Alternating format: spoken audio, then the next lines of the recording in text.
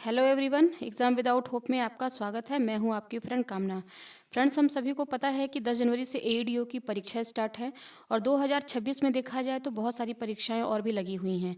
किसी भी state PCS को हम देख सकते हैं या फिर वनडे एग्जाम्स बहुत सारे लगे हुए हैं। जैसे बिहार में दरोगा हो गया या उत्तर प्रदेश में पुलिस की भी वैकेंसी आने वाली है। तो इसके लिए अगर करंट अफेयर्स की बात करें तो स्पीडी हमारे लिए एक अच्छा ऑप्शन हो सकता है, क्योंकि इन्होंने एक ही जगह पे मैक्सिमम कंटेंट देने की कोशिश करी है। तो बहुत ही स्मार्ट तरीके से हम स्पीडी को ख़त्म करने की कोशिश करेंगे, क्योंकि स्पीडी को एज इट इज़ रटना तो ये थोड़ा सा इम्पॉसिबल सा लगता है। लेकिन अगर इसको स्मार्ट तरीके से देखा जाए, मतलब स्किप करते हुए कि कौन सी चीज़ हमारे लिए इंपॉर्टेंट है और कौन सी इंपॉर्टेंट नहीं है, तो हम स्पीडी को बहुत अच्छे से कवर कर सकते हैं। फ्रेंड्स, स्पीडी का पहला पार्ट मैंने कल से स्टार्ट किया है और मैंने इसका पहला वीडियो जो है डाल दिया है पहले पार्ट का। तो हम इसको सीक्वेंस में ख़त्म करेंगे और लास्ट में जो हमारे 600 से लेके लगभग 700 के आसपास मैं इसके आपको ऑब्जेक्टिव क्वेश्चंस भी कराऊंगी जो स्पीडी में दिए हुए हैं, इनसे रिलेटेड जो हम पढ़ रहे हैं। तो फ्रेंड्स, हमने चलो अपनी जर्नी को शुरू करते हैं, क्योंकि बहुत ज़्यादा टाइम हमारे पास है भी नहीं। और हमने कल ये देख लिया था, सारी चीज़ें हमारी ये हो गई थी कल, ये हमने बहुत अच्छे तरीके से देखा था। चीज़ें इसमें स्किप करने के लिए भी कल मैंने आपको बताया था कि किस तरीके से हम छोड़ सकते हैं। फ्रेंड्स, कल जब हम ये देख रहे थे प्रेस और मीडिया के प्रमुख, तो मैंने यहाँ पे एक नाम जो ये है आकाशवाणी, ये देखिए इंपॉर्टेंट है, और मैंने इनका नाम बोल दिया था मौसमी चटर्जी। ये मौसमी चटर्जी जो है वो एक्ट्रेस नहीं है, ये एक अलग से महिला हैं। इनका ये एक अलग महिला हैं। तो महानिदेशक जो है आकाशवाणी की, वो कौन है? मौसमी चक्रवर्ती। अपने वीडियो को हम आगे बढ़ाते हैं और थोड़ा सा तेज़ी के साथ देखते हैं, जिससे हमारी मैक्सिमम चीज़ें कवर हो पाएँ। आगे देखते हैं, आगे हम कहाँ तक पहुँच गए थे। हाँ, अच्छा आप ये बताओ, कल मैंने आपसे क्वेश्चन ये पूछा था कि विक्रम साराभाई अंतरिक्ष केंद्र कहाँ है? क्या आंध्र प्रदेश में है? आप बताओ मुझे। नहीं, देखो, दो चीज़ें हमें बहुत कंफ्यूज करती हैं, एक विक्रम साराभाई अंतरिक्ष केंद्र और एक सतीश धवन अंतरिक्ष केंद्र। इन दोनों में थोड़ा सा डिफरेंस है, तो थोड़ा सा आप इस चीज़ को याद रखना। अगर सतीश धवन अंतरिक्ष केंद्र की बात करता है तो ये आंध्र प्रदेश के श्रीहरिकोटा में है, जहाँ से हमारे ये सारे, ये देखो यहाँ तक हमने कल देखा था, इसरो के जितने भी उपग्रह लॉन्च होते हैं, ये जितनी भी लॉन्चिंग हुई है, ये सारी कहाँ से होती है? सतीश धवन अंतरिक्ष केंद्र आंध्र प्रदेश से। लेकिन अगर इनकी जो असेंबली होती है, इनको बनाने का काम होता है, जो हमारे रॉकेट्स बनते हैं, इसका काम कहाँ पे होता है? तो विक्रम साराभाई अंतरिक्ष केंद्र जो कहाँ पर है? त्रिवेंद्रम, केरल में है। तो थोड़ा सा डिफरेंस आप याद रखना, क्योंकि दोनों का नाम सेम है, सतीश धवन अंतरिक्ष केंद्र और विक्रम साराभाई अंतरिक्ष केंद्र। इसरो के कुछ प्रमुख उड़ान हमारे लिए बहुत महत्वपूर्ण हो सकते हैं, कल हमने इनको देखा था। एक बार हम फिर से देख लेते हैं। देखो, ये हैं सारे सैटेलाइट्स और ये हैं किस रॉकेट से लॉन्च किया गया है, मतलब ये सैटेलाइट कैसे गए हैं। तो एक आप यहाँ पे इस सीक्वेंस में ऐसे याद रखो, PSLV C58 और PSLV C59 और PSLV C60, ऐसे सीक्वेंस में अगर आप याद रखोगे तो थोड़ा सा आपको ये याद रखने में आसानी होगी। क्योंकि देखो, ये है तो 2024 की उड़ानें, लेकिन ये हमारे लिए आज भी उतनी ही महत्वपूर्ण है जितनी 2025 की उड़ानें हैं। PSLV C58 की अगर बात करें तो इससे गया था एक्सपोसैट मिशन, हमारा गया था।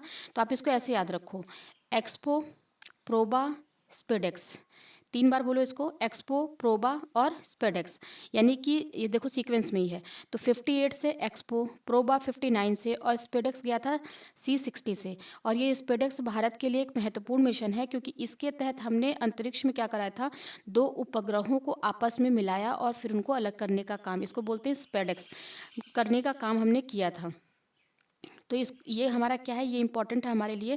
तो आपसे ये पूछ सकता है कि स्पेस डॉकिंग किस रॉकेट के द्वारा कराई गई थी? तो PSLV C60 के द्वारा। आप ये बताओगे C60। अच्छा, एक और इम्पॉर्टेंट है हमारे लिए, मैं दोबारा से इसको रिपीट कर रही हूँ, क्योंकि कल हमने इसको ऑलरेडी देख लिया है, लेकिन फिर भी मैं थोड़ा अच्छे से आपको इसको बता देती हूँ। हमारा देखो, हाल ही में अभी निसार उपग्रह गया है। निसार जो है वो किसके, मतलब किसके कौन कौन है इसमें शामिल? तो आप बताओगे नासा। तो अगर नासा है इसमें और भारत का इसरो है, नासा है और भारत का इसरो है, तो आपको अब यहाँ से ये याद रखना है कि इसरो के प्रमुख कौन है और नासा के प्रमुख कौन है। ये मैंने पिछले वीडियो में आपको बताया था, तो इसको थोड़ा सा आप ध्यान दोगे। तो निसार उपग्रह जो गया है ये GSLV F16 से गया है, GSLV F16। और आप ये देखो GSLV F14, यहाँ पे ये देखो, ये इससे क्या गया है? इनसैट 3DS गया है। तो ये इम्पोर्टेंट तो उतना नहीं है, लेकिन आपके लिए GSLV F16 बहुत इम्पोर्टेंट है। फ्रेंड्स, EOS-09 ये हमारा एक असफल मिशन था जो उपग्रह भेजा गया था। ये क्वेश्चन तो ये नहीं पूछना चाहिए उन्हें, लेकिन फिर भी हो सकता है कि पूछ ले कि ऐसा कौन सा मिशन था, कौन सी उड़ान थी PSLV की जो असफल रही थी। तो PSLV C61 और इसके द्वारा कौन सा उपग्रह गया था, EOS-9 को लॉन्च किया गया था। जो हमारा एक्सियोम 4 है ये अभी बहुत ज़्यादा चर्चा में था जब शुभांशु शुक्ला क्या गए थे। ये एक मिशन है, अंतरिक्ष में गए थे, तो और वो पहले अंतरिक्ष यात्री बने थे जो स्पेस स्टेशन पे गए थे। ठीक है।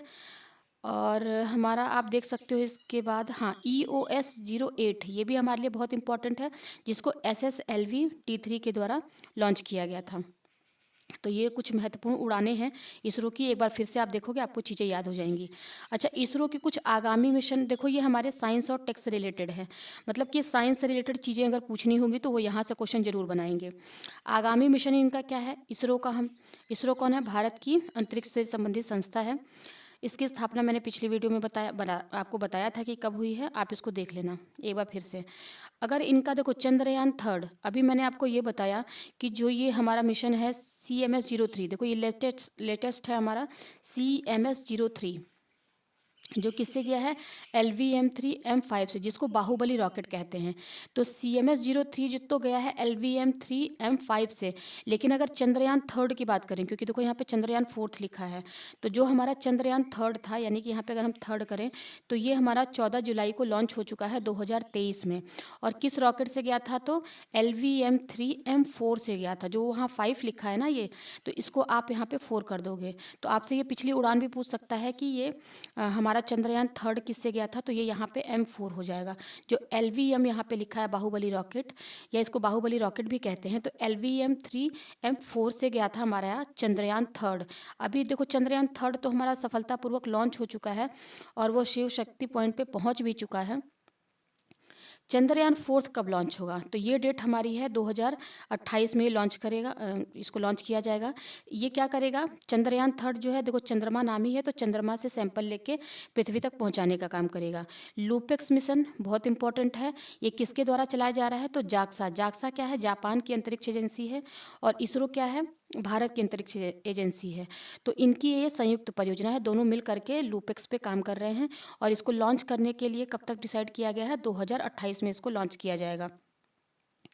गगनयान क्या है? गगनयान ये पहला एक अंतरिक्ष मिशन होगा जिसमें मानव होंगे, यानी कि ये मानव का पहला अंतरिक्ष मिशन मानव से रिलेटेड, यानी कि इसके द्वारा मानव को अंतरिक्ष में भेजा जाएगा भारत के द्वारा। और ये कब लॉन्च होगा? 2027 में लॉन्च होगा। शुक्रयान फर्स्ट की बात कर लेते हैं, 2028 में लॉन्च होगा। BPSC में ये क्वेश्चन पूछ चुका है कि ये Venus-1 जो है ये कब लॉन्च होने वाला है। तो शुक्रमंडल के लिए ये आपको पता है कि शुक्र है तो शुक्र के वायुमंडल का अध्ययन करेगा। मंगलयान 2 कब लॉन्च होगा हमारा? ये 2030 में लॉन्च होगा। अब देखो क्वेश्चन आपसे ये भी पूछ सकता है कि मंगलयान फर्स्ट कब लॉन्च हुआ था। तो मंगलयान फर्स्ट जो है नवंबर 2023 में लॉन्च हुआ था, और ये 2 हमारा जो लॉन्च होने वाला है 2023 में लॉन्च होगा। मंगल ग्रह हेतु भारत का दूसरा इंटरप्लेनरी मिशन है। ये पहला जा चुका है 2023 में, नवंबर 2023 में गया था। इसको डेट आप याद रखना, ये क्या था? पहला था मंगल मिशन। दूसरा अगर निसार अभी हमने देख लिया है, 2025 में इसको लॉन्च होना था, ये लॉन्च हो भी चुका है। और किससे लॉन्च हुआ है? GSLV F-16 से। तो ये हमने देख लिया। अब आगे थोड़ा देख लेते हैं प्रोजेक्ट चीता के बारे में। प्रोजेक्ट चीता क्या है? तो देखो 17 सितंबर 2022 को ये प्रोजेक्ट चीता की गणना जो होती है ये हर 4 साल में कराई जाती है। तो अभी फिलहाल ये कब प्रोजेक्ट चीता के बारे में अभी इसमें गणना नहीं है, आगे देख लेते हैं। ये सॉरी, ये प्रोजेक्ट चीता है, बाघ गणना यहाँ पे है 2000, तो ये वाली 4 साल में कराई जाती है। लेकिन प्रोजेक्ट चीता जो है इसके तहत क्या किया गया है? सबसे पहले नामीबिया से, देखो यहाँ पे लिखा है नामीबिया से 8 चीते लाए गए थे। और फिर ये जो अफ्रीका है, साउथ अफ्रीका, वहाँ से अभी 2025 में ही 12 चीते लाए गए हैं। और फिर अभी क्या किया गया है? अभी चीता लाया जा रहा है दोबारा से। किस कंट्री से लाया जा रहा है ये मुझे आप बताओगे। तो अब मैं इसको पढ़ देती हूँ। प्रोजेक्ट चीता के तहत 17 सितंबर 2022 को नामीबिया से 8 अफ्रीकी चीतों को, यानी कि जिसमें 5 मादा थीं और 3 नर थे, को मध्य प्रदेश के किस राष्ट्रीय उद्यान में रखा गया था? तो कूनू में लाया गया था, जिसमें एक मादा चीता है जिसका नाम है साशा, की मौत हो चुकी है। अब आपसे क्वेश्चन ये पूछेगा कि प्रोजेक्ट चीता के तहत लाए गए नामीबिया से 8 चीतों में से कौन सा ऐसा चीता है जिसकी मृत्यु हो गई है? तो आप बताओगे शासा। और इन चीतों को नामीबिया से लाके कहाँ रखा गया था? तो कूनो राष्ट्रीय उद्यान में रखा गया था। अब क्वेश्चन ये भी बन सकता है कि कूनो राष्ट्रीय उद्यान कहाँ है? तो ये मध्य प्रदेश में है। कूनो कहाँ पे है? एमपी में है। ठीक है। इसकी निगरानी के लिए सरकार ने 9 सदस्यीय कार्यबल को 2 वर्ष की अवधि के लिए गठित किया गया है। प्रोजेक्ट चीते के तहत हमारा एम क्या है कि हम अगले 5 वर्षों में कुल 50 चीतों को भारत में लेके आएंगे। 5 वर्ष में, यानी कि प्रोजेक्ट, अब क्वेश्चन ये पूछेगा कि प्रोजेक्ट चीता के तहत हमारा उद्देश्य क्या है? तो हमारा उद्देश्य ये है कि अगले 5 वर्षों में 50 चीतों को हम भारत लेके आएंगे, जिसमें देखो 8 तो नामीबिया से आ ही चुके हैं। अभी हमारे 12 चीते, ये 2022 का न्यूज़ है, 12 चीते हमारे अभी कहाँ से लाए गए हैं 2025 में? साउथ अफ्रीका से। और इसके बाद 8 चीते, ये रिसेंट का न्यूज़ है, 8 चीते और कहाँ से लाए गए हैं? बोत्सवाना से। ये याद रखना आप, बोत्सवाना। यानी टोटल कितने हो गए? 12 और 8 20 और 8 28। आपको मेरी बात समझ में आई? मैं एक बार फिर से आपको बताती हूँ, देखो इस चीज़ को थोड़ा सा समझो, ये समझ में आएगा। प्रोजेक्ट चीता के तहत भारत सरकार का ये उद्देश्य है कि अगले 5 वर्षों में, 5 में एक आपको ज़्यादा कर देना है, 5 में क्या करना है? इनको 50 चीतों को भारत लाना है, जिसके तहत 2022 में उन्होंने क्या किया था कि नामीबिया से 8 चीते लेके आए थे। और भारत में भाई चीते लेके आएंगे रोड पे तो छोड़ेंगे नहीं, तो इन्होंने लोग ला के क्या किया? कूनो राष्ट्रीय उद्यान में रखा। अब ये कूनो राष्ट्रीय उद्यान कहाँ पे है? मध्य प्रदेश में है। तो वहाँ पे इन्होंने जब चीतों को रखा तो उसमें से एक जो चीता ऐसा था जिसमें 5, जो 8 चीते थे उसमें 5 मादा थे और 3 नर थे, ताकि वो अपनी जनसंख्या को भी बढ़ा सके, इसलिए दोनों को रखा गया था साथ में। लेकिन देखा गया कि एक जिसमें मादा चीता है, जिसका नाम क्या है? शासा, जिसकी मौत हो गई है, तो वो नहीं रही अभी। तो इसके लिए कि इसकी मौत कैसे हुई, एक 9 सदस्यीय पैनल का गठन किया गया है। और अभी हमारा उद्देश्य ये बताएंगे कि क्यों इनका, इसके लिए इनकी मृत्यु कैसे हुई। लेकिन अगर ये क्वेश्चन आपसे पूछे कि प्रोजेक्ट, ये नामीबिया से तो हमने 8 चीते लेके आए, लेकिन अभी रिसेंट में पूछे तो आप बताओगे कि 12 चीते भारत सरकार ने इसी प्रोजेक्ट चीता के तहत, कितने चीते साउथ अफ्रीका से लाए हैं? 12। और उसके बाद अभी ये रिसेंट की न्यूज़ है, 8 चीते ये और लेके आए हैं, कहाँ से? बोत्सवाना से। बोत्सवाना, ये कहाँ की कंट्री है? सॉरी, अफ्रीका की कंट्री है ये। तो टोटल कितने हो गए? 2022 में हम 8 लेके आए थे और 2025 में हम 20 और लेके आ गए, तो कितने हो गए टोटल? 28 चीते हो गए। इस तरीके से हमारा करंट का न्यूज़ था। बाघ गणना रिपोर्ट 2022, ये देख लेते हैं, जो अभी मैं ऊपर आपको बता रही थी। बाघ गणना जो रिपोर्ट होती है ये हर 4 साल पे जारी की जाती है, यानी कि अभी रिपोर्ट ये 2022 की है, तो अगली रिपोर्ट हमारी कब आएगी? 2026 में आएगी। इसको जारी करता कौन है इसका? ये इंपॉर्टेंट है आपके लिए, भारतीय वन्यजीव संस्थान। भारतीय वन्यजीव संस्थान ये कहाँ पे है? आप ये मुझे बताओगे कि भारतीय वन्यजीव संस्थान कहाँ पे है। अब 2022 की रिपोर्ट जो है वो किस क्रम की रिपोर्ट है? 5वें क्रम की रिपोर्ट है, और ये हर 4 साल पे जारी होती है, जो मैंने यहाँ पे लिख दिया है। ये रिपोर्ट ये कहती है कि भारत में बाघों की जो जनसंख्या है वो कितनी है? 3682 है। भारत में बाघों की संख्या कितनी है? 3682। ये देखो, यानी कि 2018 में कितनी थी? 2967। ये क्वेश्चन कई बार पूछा हुआ है और हर स्टेट के एग्जाम में पूछता है। तो ये अभी तक तो जो पूछा था उसका आंसर क्या होता था? 2967। लेकिन अभी कितने बाघ हो चुके हैं बढ़ के? 2018 से 3682 बाघ हो चुके हैं। तो कितने की वृद्धि हुई है? अगर क्वेश्चन आपसे ये पूछे कि 2018 से लेकर के अभी 2022 तक में बाघों की संख्या में वृद्धि कितने परसेंट की हुई है? तो आप बताओगे 24.1% की वृद्धि हुई है। यानी कि इससे यहाँ तक बढ़ा है, तो ये ग्रोथ कितनी है? 24.1% बाघ हमारे यहाँ बढ़ गए हैं। अगर क्वेश्चन आपसे ये पूछेगा कि विश्व का 75% बाघ केवल भारत के किस राज्य में रहता है? तो मध्य प्रदेश में रहता है। यानी कि भारत में जितने भी बाघ हैं तो उसका सबसे ज़्यादा 75% कहाँ पे है? मध्य प्रदेश में। यानी बाघों की सर्वाधिक संख्या कहाँ पे है? मध्य प्रदेश में। लेकिन अगर क्वेश्चन आपसे ये पूछे कि ऐसा कौन सा रिजर्व है जहाँ पे बाघों की संख्या सर्वाधिक है, अब देखो ये स्टेट नहीं पूछ रहा है, एक वो रिजर्व पूछ रहा है जहाँ बाघ रहते हैं, बाघों का जो घर है। तो जिम कॉर्बेट का नाम बताओगे, जो उत्तराखंड में है। जिम कॉर्बेट कहाँ है? उत्तराखंड में। तो देश में सबसे ज़्यादा बाघ किस उद्यान में रहते हैं, किस रिजर्व में रहते हैं? तो उत्तराखंड में के जिम कॉर्बेट में रहते हैं। और टोटल कितने हैं? 260 बाघ। किस राज्य में सबसे ज़्यादा है? मध्य प्रदेश में। किस रिजर्व में सबसे ज़्यादा है? जिम कॉर्बेट, जो उत्तराखंड में है। यहाँ तक क्लियर हुआ आपको। अब देखो, अब ये है अगला, ये जो रिपोर्ट ये है, ये कहती है कि मैक्सिमम, जो ताज़ा रिपोर्ट अभी 2022 की जारी हुई है, तो बाघों की संख्या का न्यूनतम, मतलब कितने बाघ न्यूनतम हो सकते हैं, तो 3167। ये जो एवरेज दिया हुआ है, जो बाघों की कुल संख्या 3682 है, ये एक एवरेज है। तो इसमें अधिकतम कितने हो सकते हैं, इतने 3167 कम से कम हो सकते हैं, और मैक्सिमम 3925 हो सकते हैं, 3925 इतने हो सकते हैं। लेकिन अगर एवरेज की बात करें तो 3682 बाघ अभी हैं। वैसे ये वाला डेटा आपसे नहीं पूछेगा, पूछना होगा तो ये वाला डेटा पूछेगा कि 3682 टोटल कितने बाघ हैं, तो 3682 कितने से बढ़ के हुए हैं, 2967 से बढ़ के 3682 हो गए हैं। मैक्सिमम कहाँ पे हैं, कूनो में है, और अगर रिजर्व की बात करता है तो कहाँ पे है, सबसे ज़्यादा उत्तराखंड के जिम कॉर्बेट में। अब देखो, एक इम्पॉर्टेंट फैक्ट यहाँ पे ये भी हो सकता है कि बिहार का पेपर देने जा रहे हो आप, तो बिहार में बाघों की संख्या 2018 में कितनी थी, 31।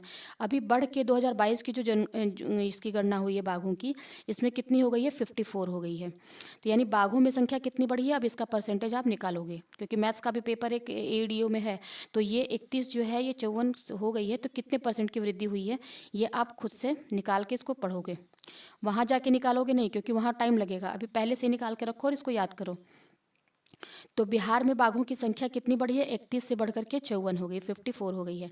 अगला हम देख लेते हैं। देखो, ये मोस्ट इंपॉर्टेंट है, यहाँ से भी क्वेश्चन पूछ ही लेता है। 2024-25 में आए तूफान और चक्रवात, कौन कौन से तूफान आए और चक्रवात आए, इनका नामकरण किसने किया।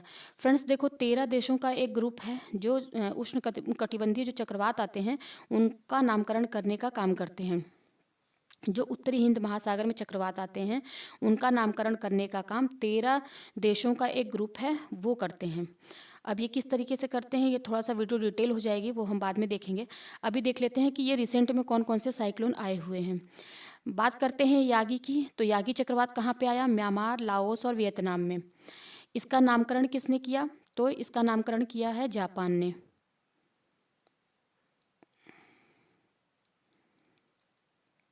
यागी, यागी नाम से आप क्या रखोगे, जापान ने इसका नामकरण किया है। पूछता है किसने नाम दिया है, जापान ने। और ये किस एरिया में आया था, म्यांमार, लाओस और वियतनाम वाले एरिया में।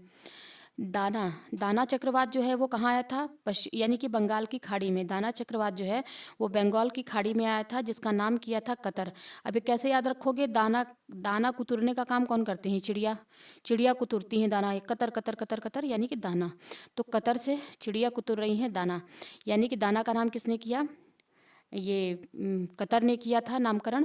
और ये कहाँ पे आया था, बंगाल की खाड़ी में। क्वेश्चन ये भी पूछता है कि किस एरिया में आया था, तो किसी भी क्या किया, बंगाल की खाड़ी में ये दाना चक्रवात आया, जिसका नाम किसने किया, कतर। मैंने कैसे याद कराया आपको, दाना को कुतरने का काम कौन करता है, चिड़िया करती हैं, तो कुतर रही हैं दाना यानी कतर रहे हैं। कोंगरे नामक एक चक्रवात आया, कहाँ पे आया, ताइवान और फिलीपींस में। रे भी बोलते हैं या इसको कोंगरे। तो ताइवान और फिलीपींस वाले एरिया में आया, जिसका नाम किया था कंबोडिया ने। तो कोंगरे कंबोडिया, कोंगरे कंबोडिया ऐसे याद रखोगे। कोंगरे का किसने किया, कंबोडिया ने किया, नाम दिया इसको कि इस चक्रवात का नाम कोंगरे होगा। राफेल, आपको पता है कि राफेल क्या है, राफेल फ्रांस से संबंधित है, तो इसका नाम जाहिर सी बात है फ्रांस ने ही दिया होगा। और ये कहाँ पे आया था, क्यूबा में आया था। राफेल नामक चक्रवात कहाँ पे आया था, क्यूबा में आया था। फेंगल की बात करते हैं, तो फेंगल चक्रवात तमिलनाडु में आया था, जिसका नाम दिया था सऊदी अरब ने। फेंगल को किसने दिया था, सऊदी अरब ने। फेंगल देखो नाम से थोड़ा सा लग रहा है अरेबियन कंट्री का नाम है, तो लेकिन ये इंपॉर्टेंट है कि ये भारत में हिट कहाँ पे हुआ था, तो तमिलनाडु में। और इसका नाम किसने दिया था, सऊदी अरब ने। चिड़ू, देखो मैं एक ही चीज़ को 2-3 बार इसलिए बोल रही हूँ कि अगर एज इट इज़ मैं पढ़ते जाऊँगी तो चीज़ें स्किप कर जाएंगी, लेकिन थोड़ा सा रुको और एक बार ध्यान से देखो, एक बार और देखोगे, 2 बार देखोगे तो चीज़ें आपको याद हो जाएंगी। चिडो नामक चक्रवात कहाँ आया था, मोजाम्बिक में आया था चिडो चक्रवात, और ये इसका नाम दिया था मॉरिशस ने, चिडो मॉरिशस ने। डीके लेडी, डीके लेडी नामक चक्रवात कहाँ आया था, फ्रांस के मायोट क्षेत्र में ये, और यहीं के द्वारा इसका नाम दिया गया था डीके लेडी। जूड नामक एक चक्रवात आया था, कहाँ पे, मेडागास्कर। देखो इसके नाम में भी ड है और यहाँ पे भी ड है। इसका नाम किसने दिया था, मॉरिशस ने। ये दोनों आसपास की ही कंट्रीज़ हैं।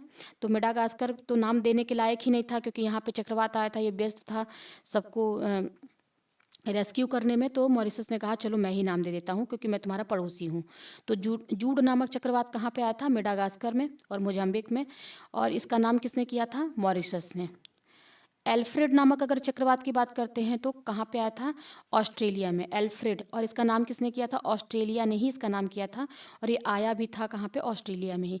अब इसके कीवर्ड्स थोड़ा थोड़ा याद रखो क्योंकि इतने सारे चक्रवात हैं वो हमें याद नहीं होंगे। देखो यहाँ पे एल्फ्रेड, यहाँ पे भी देखो द र आ रहा है, यहाँ पे भी दो, यहाँ पे भी र आ रहा है, यहाँ पे भी एक एक्स्ट्रा र आ रहा है। तो आप क्या बताओगे? एल्फ्रेड ऑस्ट्रेलिया में, और ऑस्ट्रेलिया ने ही इसका नाम रखा। शक्ति की बात कर लेते हैं। शक्ति किसके पास होती है? भगवान के पास होती है। तो श्री नामक, श्री किसके आगे लगाते हैं? भगवान ही है, इनको इतनी इज्जत से हम बात करते हैं। तो श्री शक्ति नामक कहाँ पे आया था? श्रीलंका ने इसका नामकरण किया, और ये बंगाल के खाड़ी में आया था, यानी पूर्वी तट को इसने हिट किया था। तो शक्ति का नाम ये किसने दिया? चक्रवात का नाम शक्ति श्रीलंका ने दिया। एक इम्पॉर्टेंट चक्रवात है रगासा, अभी ये हाल ही में आया हुआ है, जो किस एरिया में था? ताइवान, फिलीपींस और हांगकांग वाले एरिया में, चीन वाले एरिया में आया था, जिसका नाम दिया है फिलीपींस ने। रगासा का नाम किसने दिया है? फिलीपींस ने। रगासा का नाम किसने दिया है? फिलीपींस में। ऐसे आप 2 बार बोल के याद करोगे। एमी, एमी नामक चक्रवात कहाँ पे आया था? यूके, यूनाइटेड किंगडम में, और आयरलैंड, नीदरलैंड। एक भी नाम याद रखोगे तो अगल बगल वाले यूके, आयरलैंड में आया था, और इसका नाम किसने दिया था? यूके के मेट ऑफिस ने दिया था। हेलोंग नामक चक्रवात कहाँ पे आया था? तो हेलोंग जो है वो जापान में आया था, अलास्का में आया था, यानी कि उत्तरी प्रशांत महासागर में आया हुआ था, और इसका नामकरण किसने दिया है? वियतनाम ने दिया है। हेलोंग नामक चक्रवात जापान में। मैटमो नामक चक्रवात कब आया था? कहाँ पे आया है? फिलीपींस और चीन, वियतनाम वाले एरिया में ही आया था, लेकिन मैटमो का नाम दिया था लाओस ने। ठीक है, ऐसे याद कर सकते हो। मैडमो, मैडमो बोल दो इसको, तो लाओ मैडमो, लाओ मैडमो, लाओ मैडमो। मूनथा मोस्ट इम्पॉर्टेंट है क्योंकि मूनथा भी रिसेंट में आया हुआ है, और इसका नाम जो है वो थाईलैंड में दिया है। थ से मूनथा और थ से थाईलैंड, था। इस तरीके से याद रखोगे। ये कहाँ पे आया था? हमारे आंध्र प्रदेश, उड़ीसा और तमिलनाडु वाले एरिया में ये हमें देखने को मिला था। अगला देख लेते हैं। देखो ये भारत वन स्थिति रिपोर्ट है, यानी कि इस पीढ़ी में देखो सारी चीज़ें एक ही जगह पे इन्होंने लिख दिया है, तो थोड़ा सा रिपोर्ट से भी क्वेश्चन बन जाता है। देख लेते हैं। देखो भारत वन स्थिति रिपोर्ट के बारे में थोड़ा सा मैं आपको बताऊं। ये हर 2 साल में जारी होती है, और ये कहाँ से जारी होती है? देहरादून से जारी होती है। ये देखो, ये आपको याद रखना है। यानी कि ये 2024 में जारी हुई है। इसको जारी कौन करते हैं? वन और जलवायु परिवर्तन मंत्री, और फिलहाल अभी कौन है? भूपेंद्र यादव जी ने इसको जारी किया है। वन अनुसंधान संस्थान देहरादून से क्वेश्चन ये भी पूछेगा कि वन अनुसंधान संस्थान कहाँ पे है, और पूछेगा नहीं, पूछा हुआ है, कई बार इसने पूछा भी है। तो वन अनुसंधान संस्थान कहाँ पे है? देहरादून में है। और ये रिपोर्ट इन्होंने किसने जारी की है? भूपेंद्र यादव जी ने जारी की है, जो वन और जलवायु परिवर्तन मंत्री हैं हमारे। ये किस क्रम में, कौन से क्रम की है? तो 18वें क्रम की ये रिपोर्ट है, भारत वन स्थिति रिपोर्ट। देखो बेसिकली भारत वन स्थिति रिपोर्ट क्या है? भारत में वनों की स्थिति के बारे में आकलन करती है कि भारत में वन का प्रतिशत बढ़ रहा है, घट रहा है, या क्या है, क्या स्थिति है। तो इसी के बारे में ये रिपोर्ट आती है। ये 18वें क्रम की रिपोर्ट है, और भारत वन स्थिति रिपोर्ट का नाम क्या है? भारत वन स्थिति रिपोर्ट 2023। ये आपको जरूर याद रखना है कि ये 2023 की रिपोर्ट है, जो क्रम में तो 18वें क्रम की है। ठीक है, लेकिन ये जो रिपोर्ट अगर पूछ ले कितने साल पे जारी होती है, तो हर 2 साल पे जारी होती है। अब देखो यहाँ से क्वेश्चन आता है, देश में कुल वन और वृक्षावरण, यानी कि अगर 2 चीज़ें इसमें काउंट होती हैं। एक तो वृक्ष काउंट होता है, और एक काउंट होता है हमारा वृक्ष, और एक काउंट होता है हमारा एक काउंट होता है वन, और एक काउंट होता है वृक्ष। ठीक है, तो अगर देश में टोटल वन और वृक्षावरण की बात करते हैं तो कितना है? 8,27,357 वर्ग किलोमीटर पे भारत में वन है। यानी कि टोटल भारत में वन और वृक्षावरण टोटल है ये। तो इसमें अगर पूछेगा तो ये कितना है? 8,27,357 वर्ग किलोमीटर पे हमारे ये टोटल हैं वन और वृक्षावरण।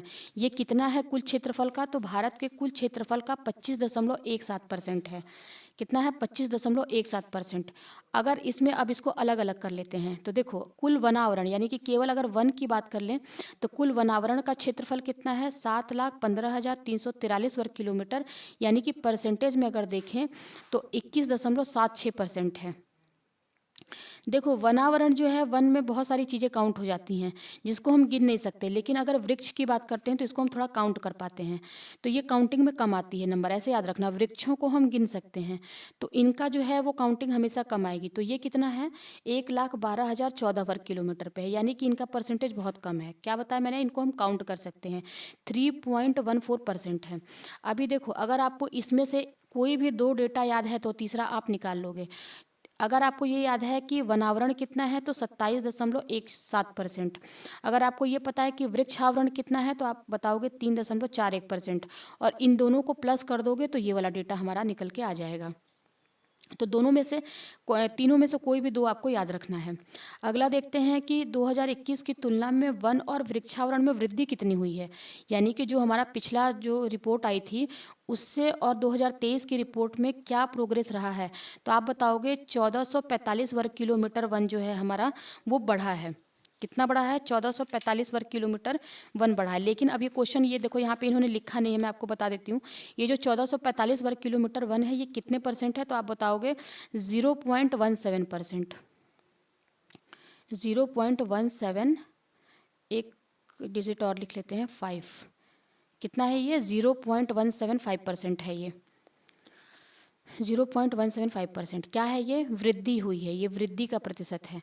2021 की तुलना में, देखो ये तुलना करके क्वेश्चन पूछते हैं, 2021 की तुलना में वनावरण में कितनी वृद्धि हुई है। ये तो टोटल हमने देख लिया, वन और वृक्षावरण में टोटल वृद्धि कितनी हुई है, 1445 किलोमीटर। लेकिन अब अलग अलग करके देखते हैं।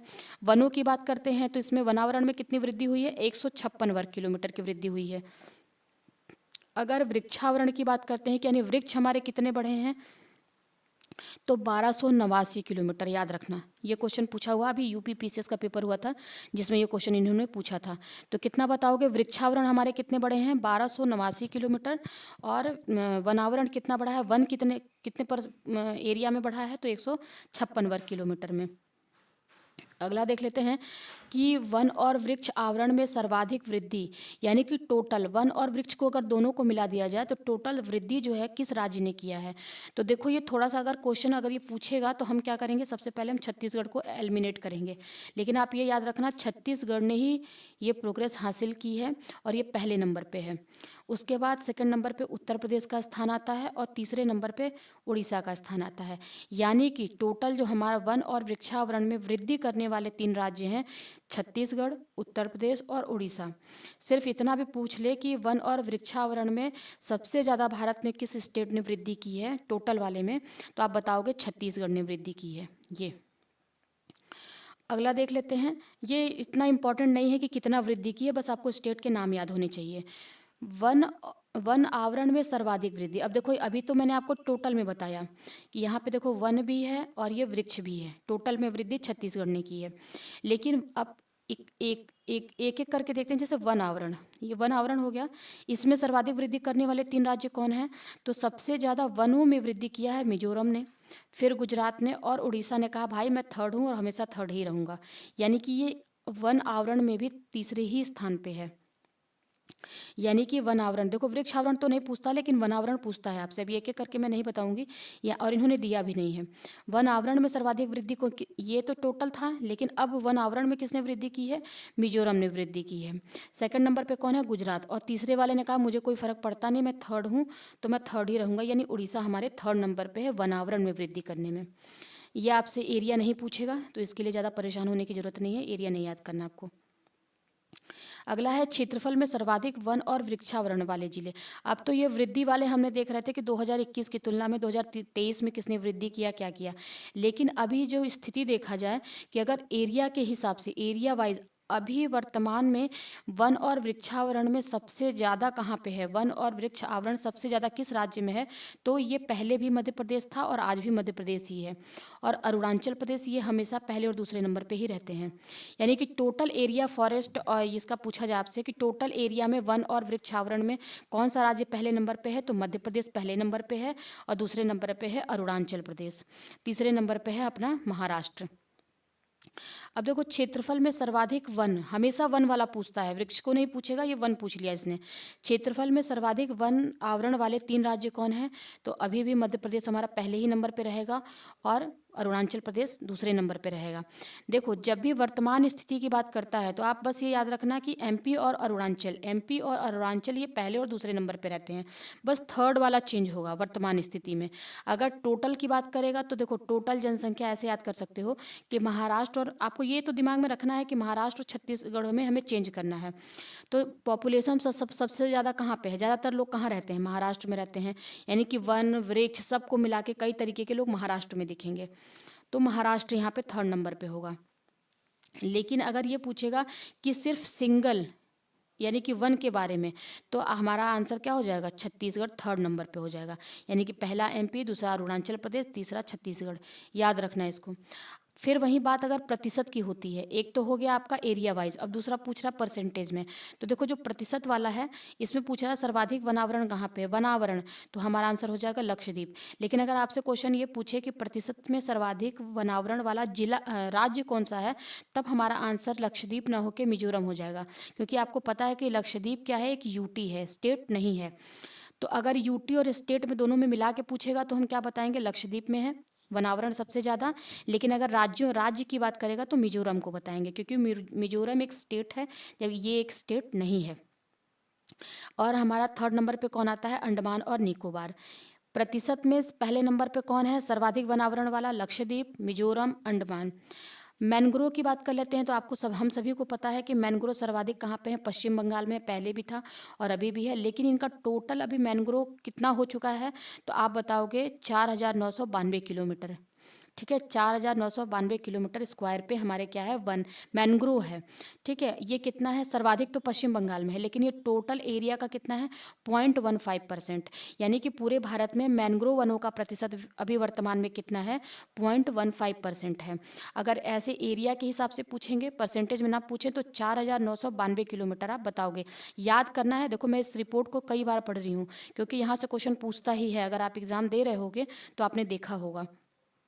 अगला देखते हैं, देश में वनों के कुल कार्बन स्टॉक। ये कार्बन स्टॉक का क्या मतलब है, तो कार्बन स्टॉक का मतलब ये होता है कि जो हमारे वन होते हैं, जो हमारे पेड़ पौधे होते हैं, वो कार्बन को स्टोर करते हैं मृत लकड़ियों के रूप में अपने ऊपरी वातावरण में या फिर मिट्टी में। तो इसको बोलते हैं कार्बन स्टॉक। तो देश में भारत के जो वन हैं उनमें कार्बन स्टॉक कितना, मतलब उन्होंने कितना कार्बन को स्टोर करके रखा है, तो आप बताओगे 7,285.5 मिलियन टन। यानी कि 7,285.5 मिलियन टन जो है कार्बन स्टॉक भारत में है। 7285, अगर ये पॉइंट वाला न भी याद रहे आपको तो ये याद रखना होल अमाउंट कि 7,285 million ton carbon stock Bharat में है, भारत के वनों में है। 2021 की तुलना में देश में कार्बन स्टॉक में वृद्धि कितनी हुई है, तो 81.5 मिलियन टन की वृद्धि हुई है। अभी कार्बन हमारे वनों ने कितना बढ़ाया है, अपने पास स्टोर किया है, तो 81.5 मिलियन टन इन्होंने बढ़ा दिया है 2021 की तुलना में। ठीक है, देश में बांस आधारित क्षेत्र की बात करते हैं। देखो, चाहे बांस आधारित क्षेत्र की बात करें या फिर कुल टोटल वन की बात करें या वन की बात करें, सब में हमारा आंसर क्या होना चाहिए, मध्य प्रदेश पहले नंबर पे है। ठीक है, लेकिन इसका विकास पूछता है कि यानी कि बांस वाले जो क्षेत्र हैं, एरिया है, वो कितना बढ़ा है, तो 1,54,670 वर्ग किलोमीटर बढ़ा है। लेकिन अगर इसको ऐसे याद रखें तो आप इसको लिख सकते हो 1.54 लाख, बस इतना भी याद रख सकते हो आप, इससे आपका क्वेश्चन हो जाएगा। 1.54 लाख वर्ग किलोमीटर जो है वो हमारा बांस वाला एरिया है। 2021 की तुलना में बांस क्षेत्र में वृद्धि कितनी हुई है, कि मतलब ये कि 2021 से 23 में हमारा जो ये बांस वाला एरिया है ये कितना बढ़ा है, तो आप बताओगे 5227 वर्ग किलोमीटर ये एरिया हमारा जो है वो बढ़ गया है, पहले की तुलना में 5,227 वर्ग किलोमीटर बढ़ गया है। ठीक है, एक यहाँ पे मैं फैक्ट आपको और बताना चाहूँगी, हो सकता है ये भी स्टेटमेंट बन जाए, कि भारत के 19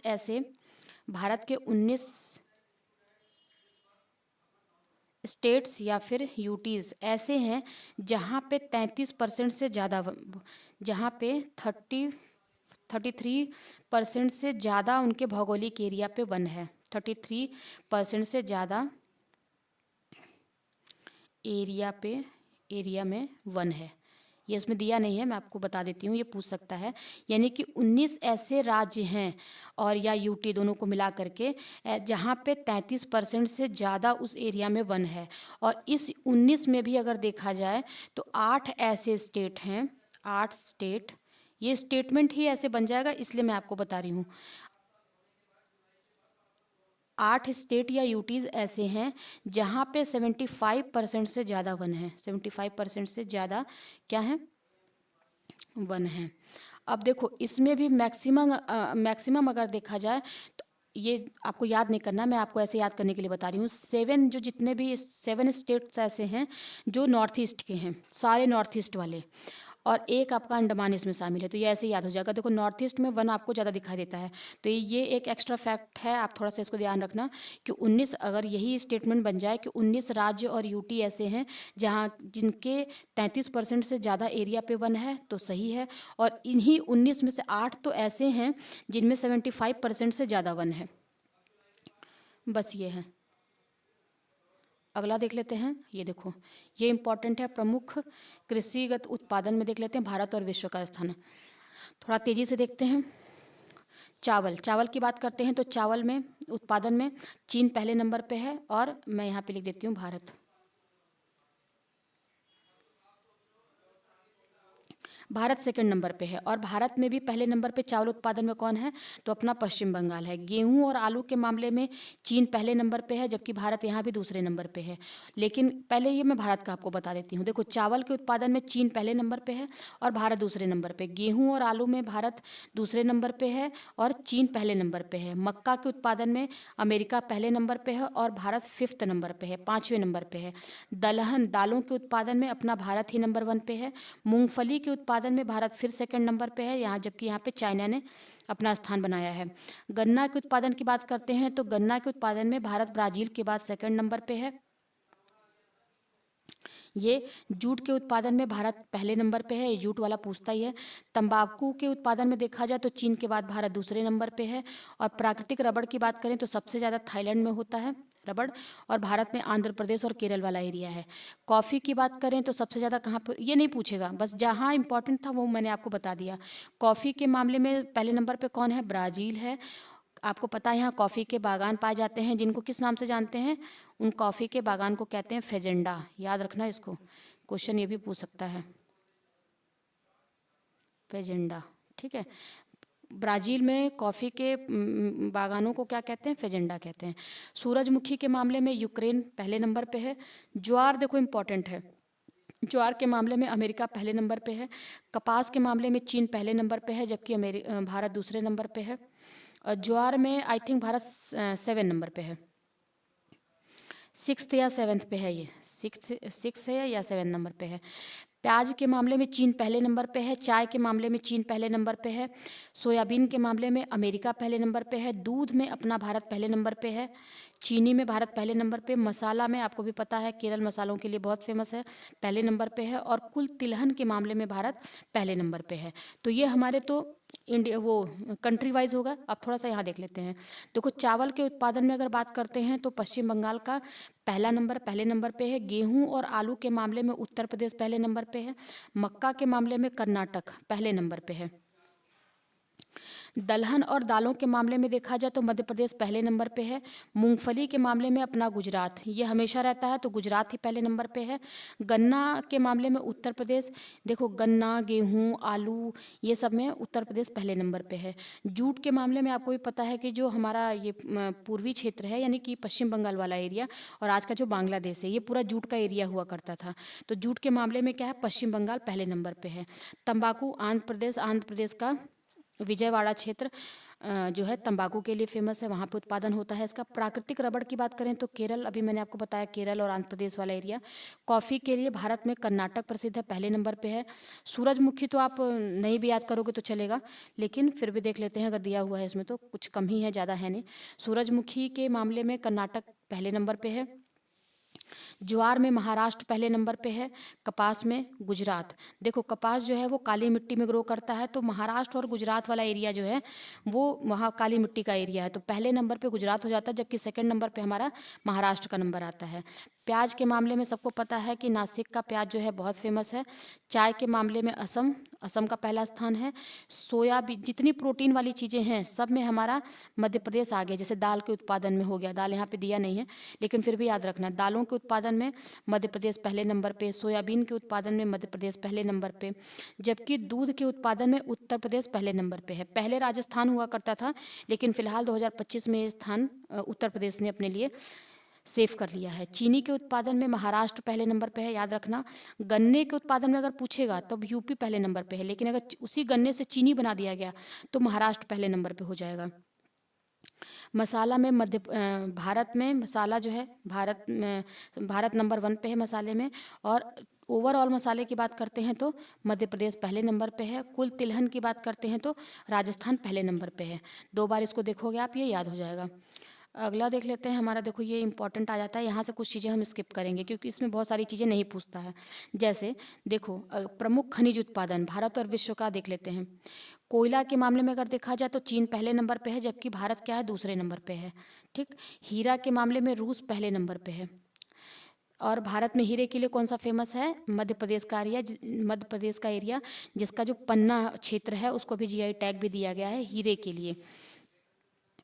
तांबा के उत्पादन में चिली पहले नंबर पे है। लौह अयस्क में ऑस्ट्रेलिया जो है वो पहले नंबर पे है। लौह अयस्क की बात हो रही है। चांदी मैक्सिको फेमस है, सबको पता है कि चांदी जो है वो सबसे ज़्यादा कहाँ उत्पादन होता है चांदी का, मैक्सिको वाले एरिया में होता है। कच्चा तेल की बात करें, देखो आयात तो हम करते हैं, ये आपके जो अरेबियन कंट्रीज़ हैं यानी कि मध्य एशिया का जो जितनी भी कंट्री हैं वहाँ से हम तेल को आयात करते हैं। लेकिन अगर सबसे ज़्यादा उत्पादन की बात करता है तो आप देखो अमेरिका का नंबर आ गया है प्रथम। विश्व में सबसे ज़्यादा उत्पादन कच्चे तेल का कौन कर रहा है, अमेरिका कर रहा है। प्राकृतिक गैस की बात करते हैं, कच्चा तेल गैस ये उसी में आता है, अमेरिका का ही है। बॉक्साइट की बात करें तो बॉक्साइट सबसे ज़्यादा कहाँ पे होता है, ऑस्ट्रेलिया में पहले नंबर पे है। मैग्नीज आप छोड़ सकते हो। सोना देख लेते हैं, सोना कहाँ पे होता है, सोना होता है चीन में। चीन पहले नंबर पे है सोने के उत्पादन में। अभ्रक और टंगस्टन में चीन पहले नंबर पे है। अब सारा देख रहे हैं तो मैग्नीज भी देख ही लेते हैं। दक्षिण अफ्रीका में होता है ये सबसे ज़्यादा, पहले नंबर पे है। मैग्नीज के उत्पादन में सबसे ज़्यादा नंबर 1 पे कौन है, साउथ अफ्रीका। यूरेनियम का उत्पादन, ये कई बार पूछा हुआ है क्वेश्चन में एग्जाम्स में, इसलिए इसको ध्यान रखना है। यूरेनियम में कजाकिस्तान पहले नंबर पे है। जिप्सम की बात आप छोड़ सकते हो। सीसा की बात, सीसा याद रखना है आपको। सीसा सबसे ज़्यादा कहाँ पे होता है, चीन में। निकेल का उत्पादन, क्रोमाइट, टिन का उत्पादन देख लेना आप, ये चीन नंबर 1 पे है टिन के उत्पादन में। इस्पात में चीन जो है फर्स्ट पे है, जबकि अपना इंडिया जो है वो सेकंड नंबर पे है इस्पात उत्पादन में। और प्लेटिनम के उत्पादन में दक्षिण अफ्रीका जो है वो नंबर 1 पे है। ये कुछ इंपॉर्टेंट जो है उत्पादन वाले थे एरिया जिनको हमने देखा। अब देख लेते हैं कि भारत तो हमने विश्व तो देख लिया, भारत में प्रथम देखते हैं। कोयला के उत्पादन में अगर कोयला की बात होती है तो हमारे दिमाग में आता है छत्तीसगढ़ या झारखंड वाला एरिया, लेकिन आप ध्यान देना कि जब कोयला या ग्रेफाइट की बात होती है दोनों में, तो हमारा नंबर 1 पे कौन आता है, उड़ीसा का स्थान आता है। हीरा में अभी मैंने आपको बताया पन्ना वाला एरिया एकमात्र एरिया है जहाँ पे हीरे का उत्पादन होता है और इसको जीआई टैग भी दिया गया है पन्ना को, तो ये मध्य प्रदेश हो जाएगा हमारा आंसर। तांबा के उत्पादन में भी मध्य प्रदेश है। उसके बाद लौह अयस्क के लिए देखते हैं तो उड़ीसा का ही है एरिया है। और लौह अयस्क के लिए उड़ीसा का कौन सा क्षेत्र फेमस है ये आप मुझे कमेंट करके बताओगे। फ्रेंड्स अगर वीडियो अच्छी लगती है तो प्लीज़ लाइक सब्सक्राइब करना, ताकि जिससे मैं और अच्छी अच्छी वीडियो आपके लिए बना पाऊँ। चांदी के उत्पादन में देखो राजस्थान, हमने पढ़ा है सिंधु घाटी सभ्यता में भी चांदी को कहाँ से आयात करते थे, राजस्थान से। सिंधुवासी जो हैं वो चांदी कहाँ से लाते थे, राजस्थान में से। और आज भी भारत में चांदी उत्पादन में नंबर 1 पे है अपना राजस्थान। कच्चा तेल के उत्पादन में राजस्थान पहले नंबर पे है। और प्राकृतिक गैस में देखेंगे तो क्या है, असम। प्राकृतिक गैस के मामले में कच्चा तेल में राजस्थान, प्राकृतिक गैस में असम। बॉक्साइट की बात करते हैं तो उड़ीसा। देखो ये क्या है, बॉक्साइट कैसे याद रखोगे, बॉक्साइट से आप याद रख सकते हो बक्सा। और बक्सा क्या हो गया, बक्सा को मारा गया तो उड़ गया, कहाँ पे उड़ गया, उड़ीसा में उड़ गया। बक्सा जो है उड़ गया उड़ीसा में, बक्सा उड़ गया उड़ीसा में, यानी बॉक्साइट में क्या है, नंबर 1 पे कौन है, उड़ीसा। अच्छा बताओ ये बॉक्साइट से हमें मिलता क्या है, किसका अयस्क है ये आप बताओगे। मैग्नीज में नंबर 1 पे कौन है, मध्य प्रदेश। जबकि सोना का उत्पादन सबसे ज़्यादा कहाँ होता है, तो कर्नाटक में। आपने एक खान सुनी होगी, एक मूवी भी आई थी आप इससे रिलेटेड, सोने के उत्पादन से रिलेटेड, तो कर्नाटक वाला एरिया इसके लिए बहुत फेमस है। अभ्रक और टंगस्टन की बात करते हैं तो आंध्र प्रदेश नंबर 1 पे है। यूरेनियम में भी अपना आंध्र प्रदेश नंबर 1 पे है। यूरेनियम के उत्पादन में। और पूरे देखो ये क्वेश्चन पूछा हुआ है कई बार यूरेनियम वाला, तो हमारा ध्यान कभी भी कजाकिस्तान पे नहीं जाता है, लेकिन नंबर 1 पे यूरेनियम का उत्पादन सबसे ज़्यादा कौन करता है, तो कजाकिस्तान ही करता है। जिप्सम में नंबर 1 पे है अपना राजस्थान। सीसा कैडमियम में है, देखो जब ये हम इसका उत्पादन करते हैं ना चांदी का, ये चांदी वाला, तो चांदी में राजस्थान नंबर 1 पे है, लेकिन चांदी के उत्पादन में सीसा भी निकलता है। तो ये आप इसी से याद रखोगे कि चांदी का जब उत्पादन होता है तो सीसा भी निकलता है, तो इससे क्या होगा, ये राजस्थान वाला एरिया हो जाएगा। निकेल क्या है, निकेल में नंबर 1 पे है, ये इतना इंपॉर्टेंट नहीं है आपके लिए, क्रोमाइट इंपॉर्टेंट नहीं है। टीन देख लो, टीन टीन 36 टीन, ऐसे याद रखो। टीन टीन के उत्पादन में चीन नंबर 1 पे है, लेकिन भारत में टीन टीन 36 टीन है। काउंट करो कितने टीन तेल चाहिए, तो 36 टीन। टीन कितना चाहिए, 36 टीन, ऐसे करके याद रखोगे। इस्पात में भी नंबर 1 पे है, देखो सबसे ज़्यादा लौह अयस्क कहाँ पाया जाता है, उड़ीसा में। सबसे ज़्यादा लौह अयस्क कहाँ पाया जाता है, बताओ। अभी मैंने क्या बताया आपको, लौह अयस्क सबसे ज़्यादा उड़ीसा में। तो फिर क्या होगा, अब मैं 3 बार क्यों बोल रही हूँ, ताकि ये आप यहाँ पे रुक के देखो, जाके रिकॉल करो, ये चीज़ें भूले ना आपको। तो अगर लोहा यहाँ पे निकल रहा है तो इस्पात किससे बनेगा, लोहे से बनेगा, तो कहाँ बनेगा, उड़ीसा में ही बनेगा। तो इस्पात उद्योग में नंबर 1 पे कौन है, उड़ीसा अपना। और प्लेटिनम में भी उड़ीसा है। इस तरीके से आप याद रखोगे। अगला देख लेते हैं हम, थोड़ा सा स्पीड में करने की कोशिश करेंगे वरना ये ख़त्म नहीं होगा। और 3 से 4 बार मैं चाहूँगी कि आप इसको देखो। अब इसको कान में ऐसे लगा लो, सुनते रहो, जिससे आपको चीज़ें क्या होंगी, बार बार रिकॉल होंगी। अब देखो कुछ स्थलों के नाम परिवर्तित हो गए हैं, इनसे भी क्वेश्चन पूछ लेता है।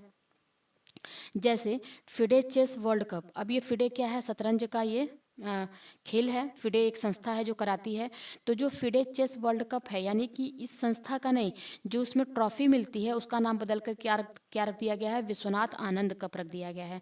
फिडे चेस में जो कप मिलता है यानी ट्रॉफी मिलती है, उस ट्रॉफी का नाम बदल के विश्वनाथ आनंद कप कर दिया गया है। ठीक है। औरंगाबाद रेलवे स्टेशन कहाँ पे है, महाराष्ट्र में। ये क्वेश्चन पूछा भी जा चुका है, उत्तर प्रदेश के पेट वाले एग्जाम में आई थिंक पूछा था ये। औरंगाबाद रेलवे स्टेशन का नाम क्या कर दिया गया, छत्रपति संभाजी नगर रेलवे स्टेशन। औरंगाबाद का नाम संभाजी, औरंगाबाद संभाजी। देखो यहाँ पे भी अंक की मात्रा, यहाँ पे भी अंक की मात्रा है, क्योंकि अभी बहुत सारे और स्टेशन हैं महाराष्ट्र में जो जिनके नाम चेंज किए गए हैं। तो आप थोड़ा सा कंफ्यूज हो गए कि अच्छा इसका नाम किसका है। तो थोड़ा सा ऐसे याद रखो कीवर्ड्स में, औरंगा तो Sambhaji Nagar railway station.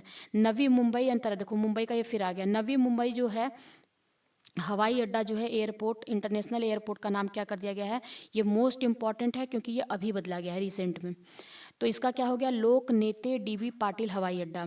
Navi Mumbai international airport का नाम कर दिया गया है लोक नेते डीबी पाटिल हवाई अड्डा, लोक नेते डीबी पाटिल। पाटिल जो नाम है, ये शब्द कहाँ मिलता है आपको, मुंबई में ही मिलता है इस टाइप का नाम। तो ये नवी मुंबई के बने हैं के एयरपोर्ट का नाम बन गया है लोकनेते dB Patil. Ahmednagar railway station, देखो ये महाराष्ट्र के ही आ रहे हैं, इसीलिए मैं आपको ये 4 बार बता रही हूँ।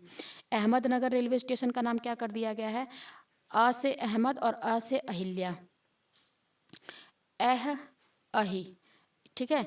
अहमदनगर अहिल्या नगर रेलवे स्टेशन, दोनों में है। यहाँ पे देखो औरंगा संभा, अंग की मात्रा आ रही है। एक बच जाता है, नवी मुंबई बच रहा है, तो जिसका नाम लोकनेते डीबी है। जलालाबाद उत्तर प्रदेश में है, इसका नाम क्या कर दिया गया है, परशुरामपुरी, इसका नाम अब नया नाम हो चुका है।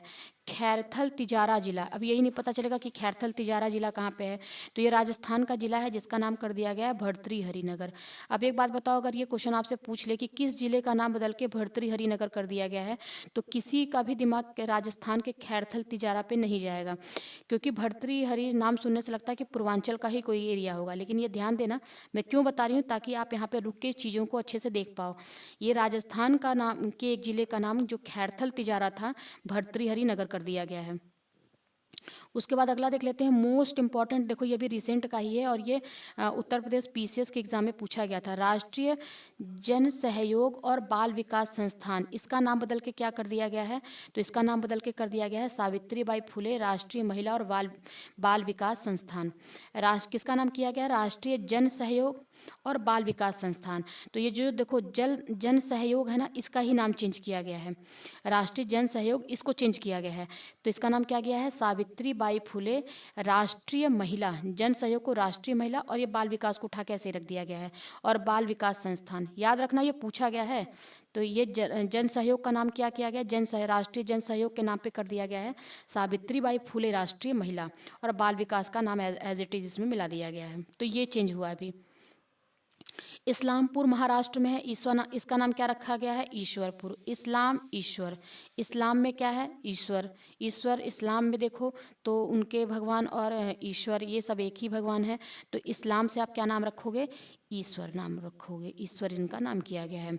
कारनैक ब्रिज मुंबई में है। ये मोस्ट इंपॉर्टेंट है। देखो अभी ऑपरेशन सिंदूर हुआ था तो जिसकी वजह से ये क्या हुआ, इसका नाम कारनैक ब्रिज जो मुंबई में है इसका नाम क्या कर दिया गया है? सिंदूर ब्रिज।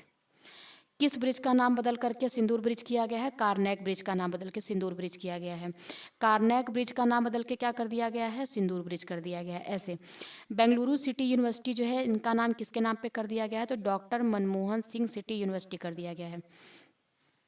बेंगलुरु सिटी यूनिवर्सिटी का नाम किसके नाम पे किया गया है? मनमोहन सिंह जी के नाम पे किया गया है। मैक्सिको की खाड़ी को अब अमेरिका की खाड़ी के नाम से जाना जाएगा। आपको भी पता, छोटा सा देश है अमेरिका। डोमिनेंट कौन है वहाँ पे? बड़ी कंट्री कौन है? अमेरिका। इन्होंने कहा कि तुम्हारा नाम नहीं चलेगा, हमारा चलेगा। तो मैक्सिको अब क्या कहा जाएगा? मैक्सिको की खाड़ी अब क्या कही जाएगी? अमेरिका की खाड़ी। अरलम वन्यजीव अभ्यारण्य और ये पंचमढ़ी, ये तो देखो ऐसे ही मोस्ट इंपॉर्टेंट है। आपसे क्वेश्चन ये पूछ ले कि अरलम वन्यजीव अभ्यारण्य कहाँ है, तो पहली बात तो केरल में ही है। लेकिन इसका नाम पहले तो ये वन्यजीव था, अब इसको तितली उद्यान घोषित कर दिया गया है कि ये तितलियों का उद्यान है। तो अरलम वन्यजीव अभ्यारण्य को क्या नाम दिया गया है? अरलम तितली अभ्यारण्य। अगर ये पूछे कि किस अभ्यारण्य का नाम तितली नहीं, अरलम वन्यजीव अभ्यारण्य को किस अभ्यारण्य में कन्वर्ट किया गया है, तो आप बताओगे तितली अभ्यारण्य में। ठीक। पंचमढ़ी वन्यजीव अभ्यारण्य कहाँ पे है? सबसे पहला क्वेश्चन यही है जिसका आंसर हो जाएगा मध्य प्रदेश। इसका पंचमढ़ी जो नाम था इसका क्या नाम रख दिया गया? राजा भभूत सिंह अभ्यारण्य। पंचमढ़ी किस क्या क्या नाम रखा गया? राजा भभूत सिंह अभ्यारण्य। अब ये पंचमढ़ी जो है, पचमढ़ी भी बोलते हैं या पंचमढ़ी बोलते हैं इसको, वन्यजीव अभ्यारण्य। कैसे याद रखोगे राजा भभूत सिंह? मढ़ी, मढ़ी किसके सर पे ताज होता है जिसमें मढ़ी होती है? किसी राजा के ही सर में होता है, भभूत सिंह। और वो भभूत लगाते हैं, टीका लगाते हैं, तिलक लगाते हैं। तो पंचमढ़ी यानी कि 5 मड़ियों वाला जो मुकुट है वो किसके पास है? राजा के पास। वो राजा क्या लगाता है? भभूत यानी टीका लगाता है। तो पंचमढ़ी वन्यजीव अभ्यारण्य का नाम क्या रखा गया है? राजा भभूत सिंह अभ्यारण्य।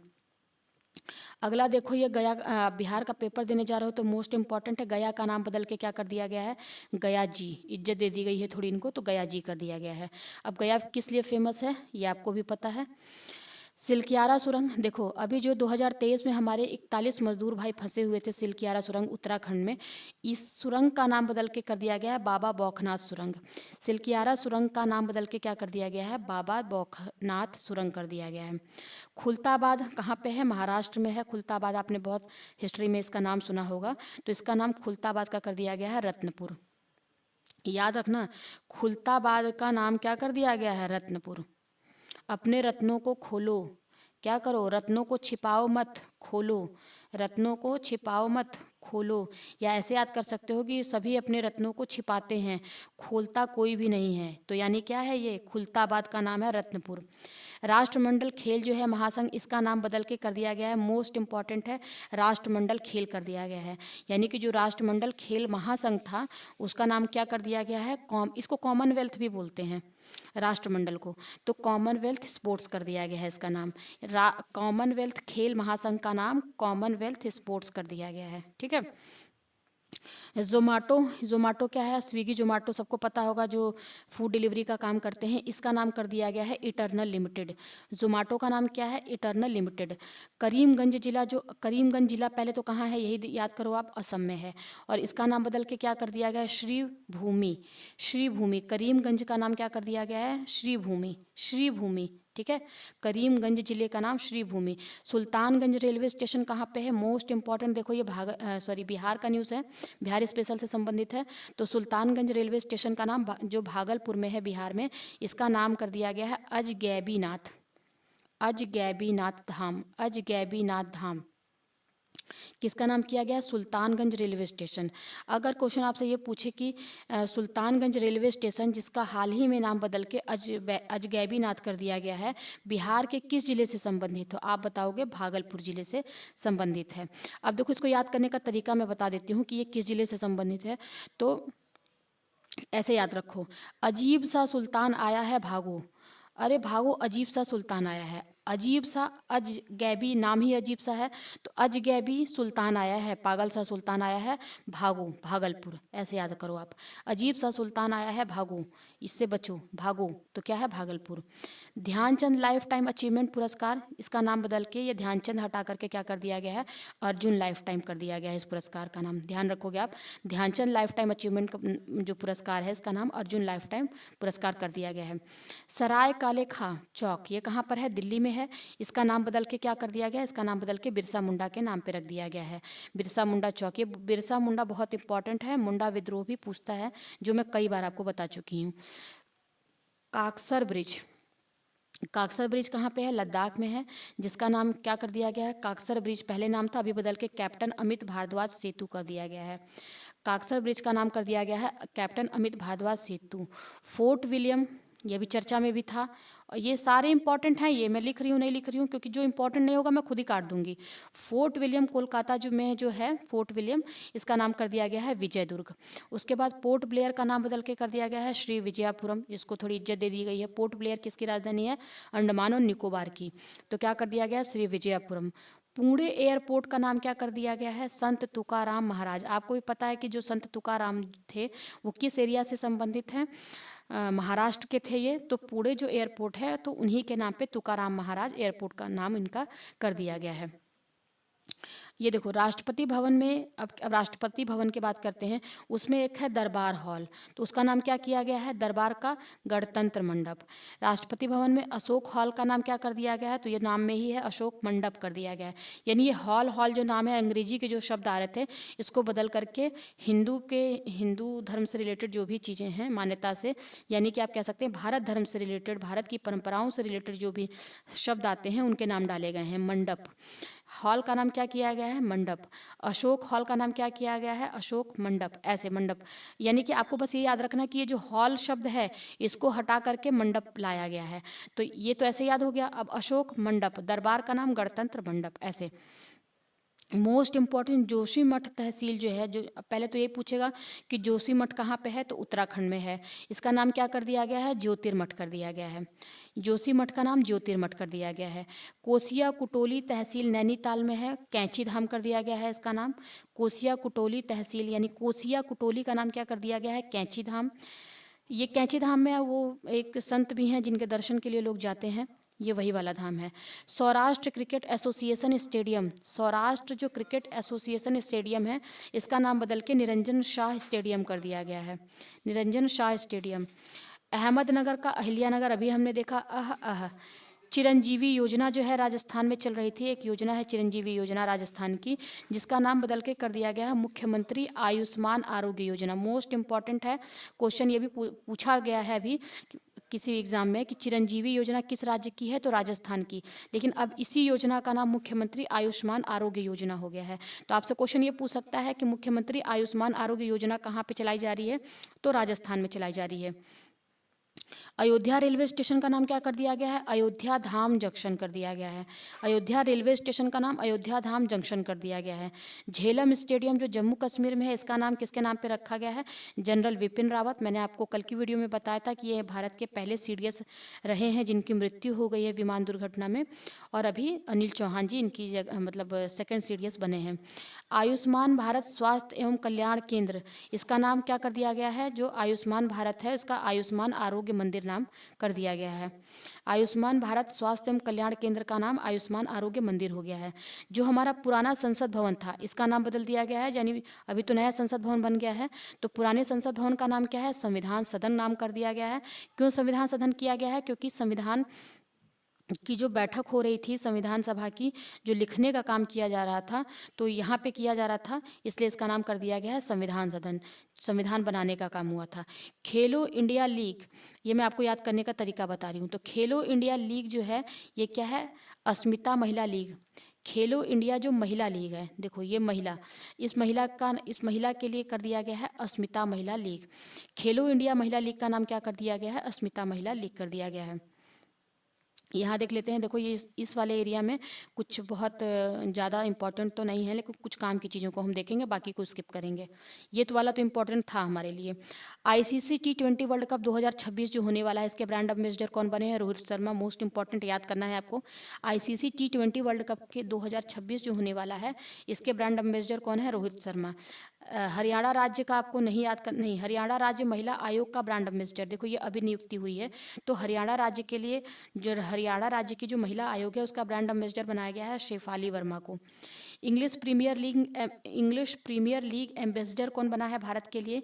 यानी कि इंग्लिश प्रीमियर लीग की एम्बेसडर भारत की कौन बनी है? संजू सैमसन। संजू सैमसन। पहली मानसिक स्वास्थ्य राजदूत, पहली मानसिक, ये देखो पहली हैं, ये मानसिक स्वास्थ्य राजदूत हैं, ये स्वास्थ्य मंत्रालय के तहत। आप क्या बताओगे? दीपिका पादुकोण। ठीक है, ये पहली बनी है। विकसित भारत बिल्डथॉन 2025 के ब्रांड एम्बेसडर कौन बने हैं? अभी आपको पता है, शुभांशु शुक्ला गए थे एक्सियो मिशन के तहत, तो इसको विकसित भारत बिल्डथॉन 2025 का ब्रांड एम्बेसडर बनाया गया। मोस्ट इंपॉर्टेंट है ये, यहाँ से क्वेश्चन देख लेना, ये पूछेगा। शुभांशु शुक्ला बहुत ज़्यादा चर्चा में थे। लेवीज की ग्लोबल ब्रांड एम्बेसडर कौन बनी है? आलिया भट्ट बनी है।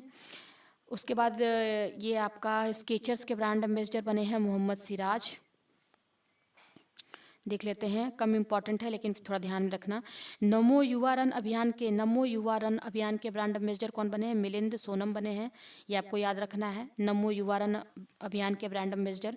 मानसिक स्वास्थ्य राजदूत, अभी ये क्या था? मानसिक स्वास्थ्य की राजदूत भारत के लिए कौन बनी है स्वास्थ्य मंत्रालय के तहत? तो आप नाम बताएंगे दीपिका पादुकोण। लेकिन मानसिक स्वास्थ्य राजदूत जो है अंतर्राष्ट्रीय ओलंपिक समिति की, अंतर्राष्ट्रीय ओलंपिक समिति की अध्यक्ष कौन है? Christie Coventry. कल के वीडियो में मैंने आपको बताया था, रिकॉल करा रही हूँ मैं। तो इस जो ओलंपिक कमेटी है, इसकी मानसिक राजदूत कौन बने हैं? अभिनव बिंद्रा बने हैं। जोमाटो, ये आपको पता है शाहरुख खान इसका ऐड करते हैं, और एक और ऐड आता है बासमती चावल का, जिसमें आपने अमिताभ बच्चन को देखा होगा। तो बासमती चावल के लिए ब्रांड एम्बेसडर किसे बनाया गया? अमिताभ बच्चन को। जबकि जोमाटो जो खाना लेके आता है, जिसका नाम इटर्नल कर दिया गया है, अब अभी हमने पीछे देखा था, तो इसके ब्रांड एम्बेसडर कौन है? शाहरुख खान।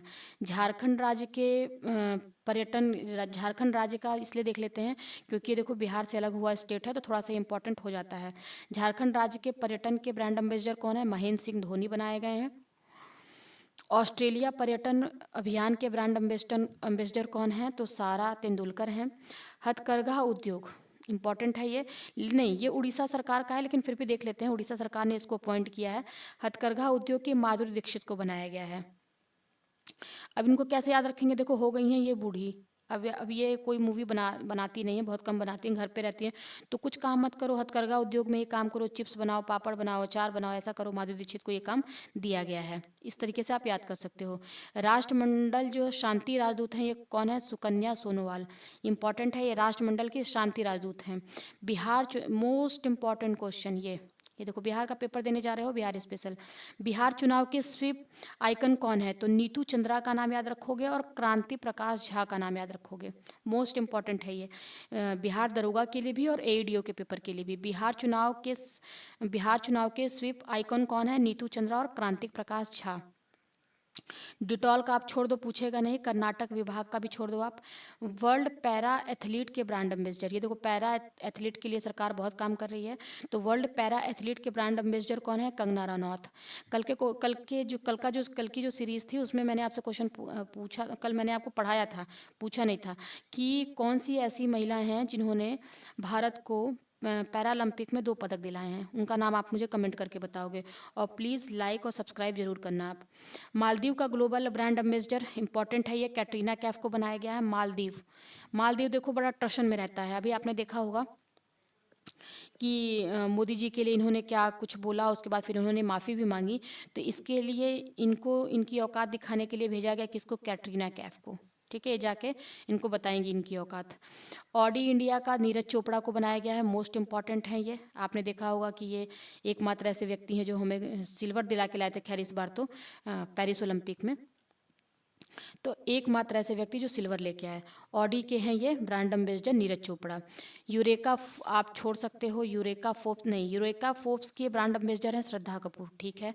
ड्रीम टेक्नोलॉजी, ये देखो एक कंपनी है फैशन डिजाइनिंग से रिलेटेड, इसकी बनाई गई है, पहली बार ये कोई भारतीय महिला बनी है, ड्रीम टेक्नोलॉजी की, ये कौन है? कृति सेनन है।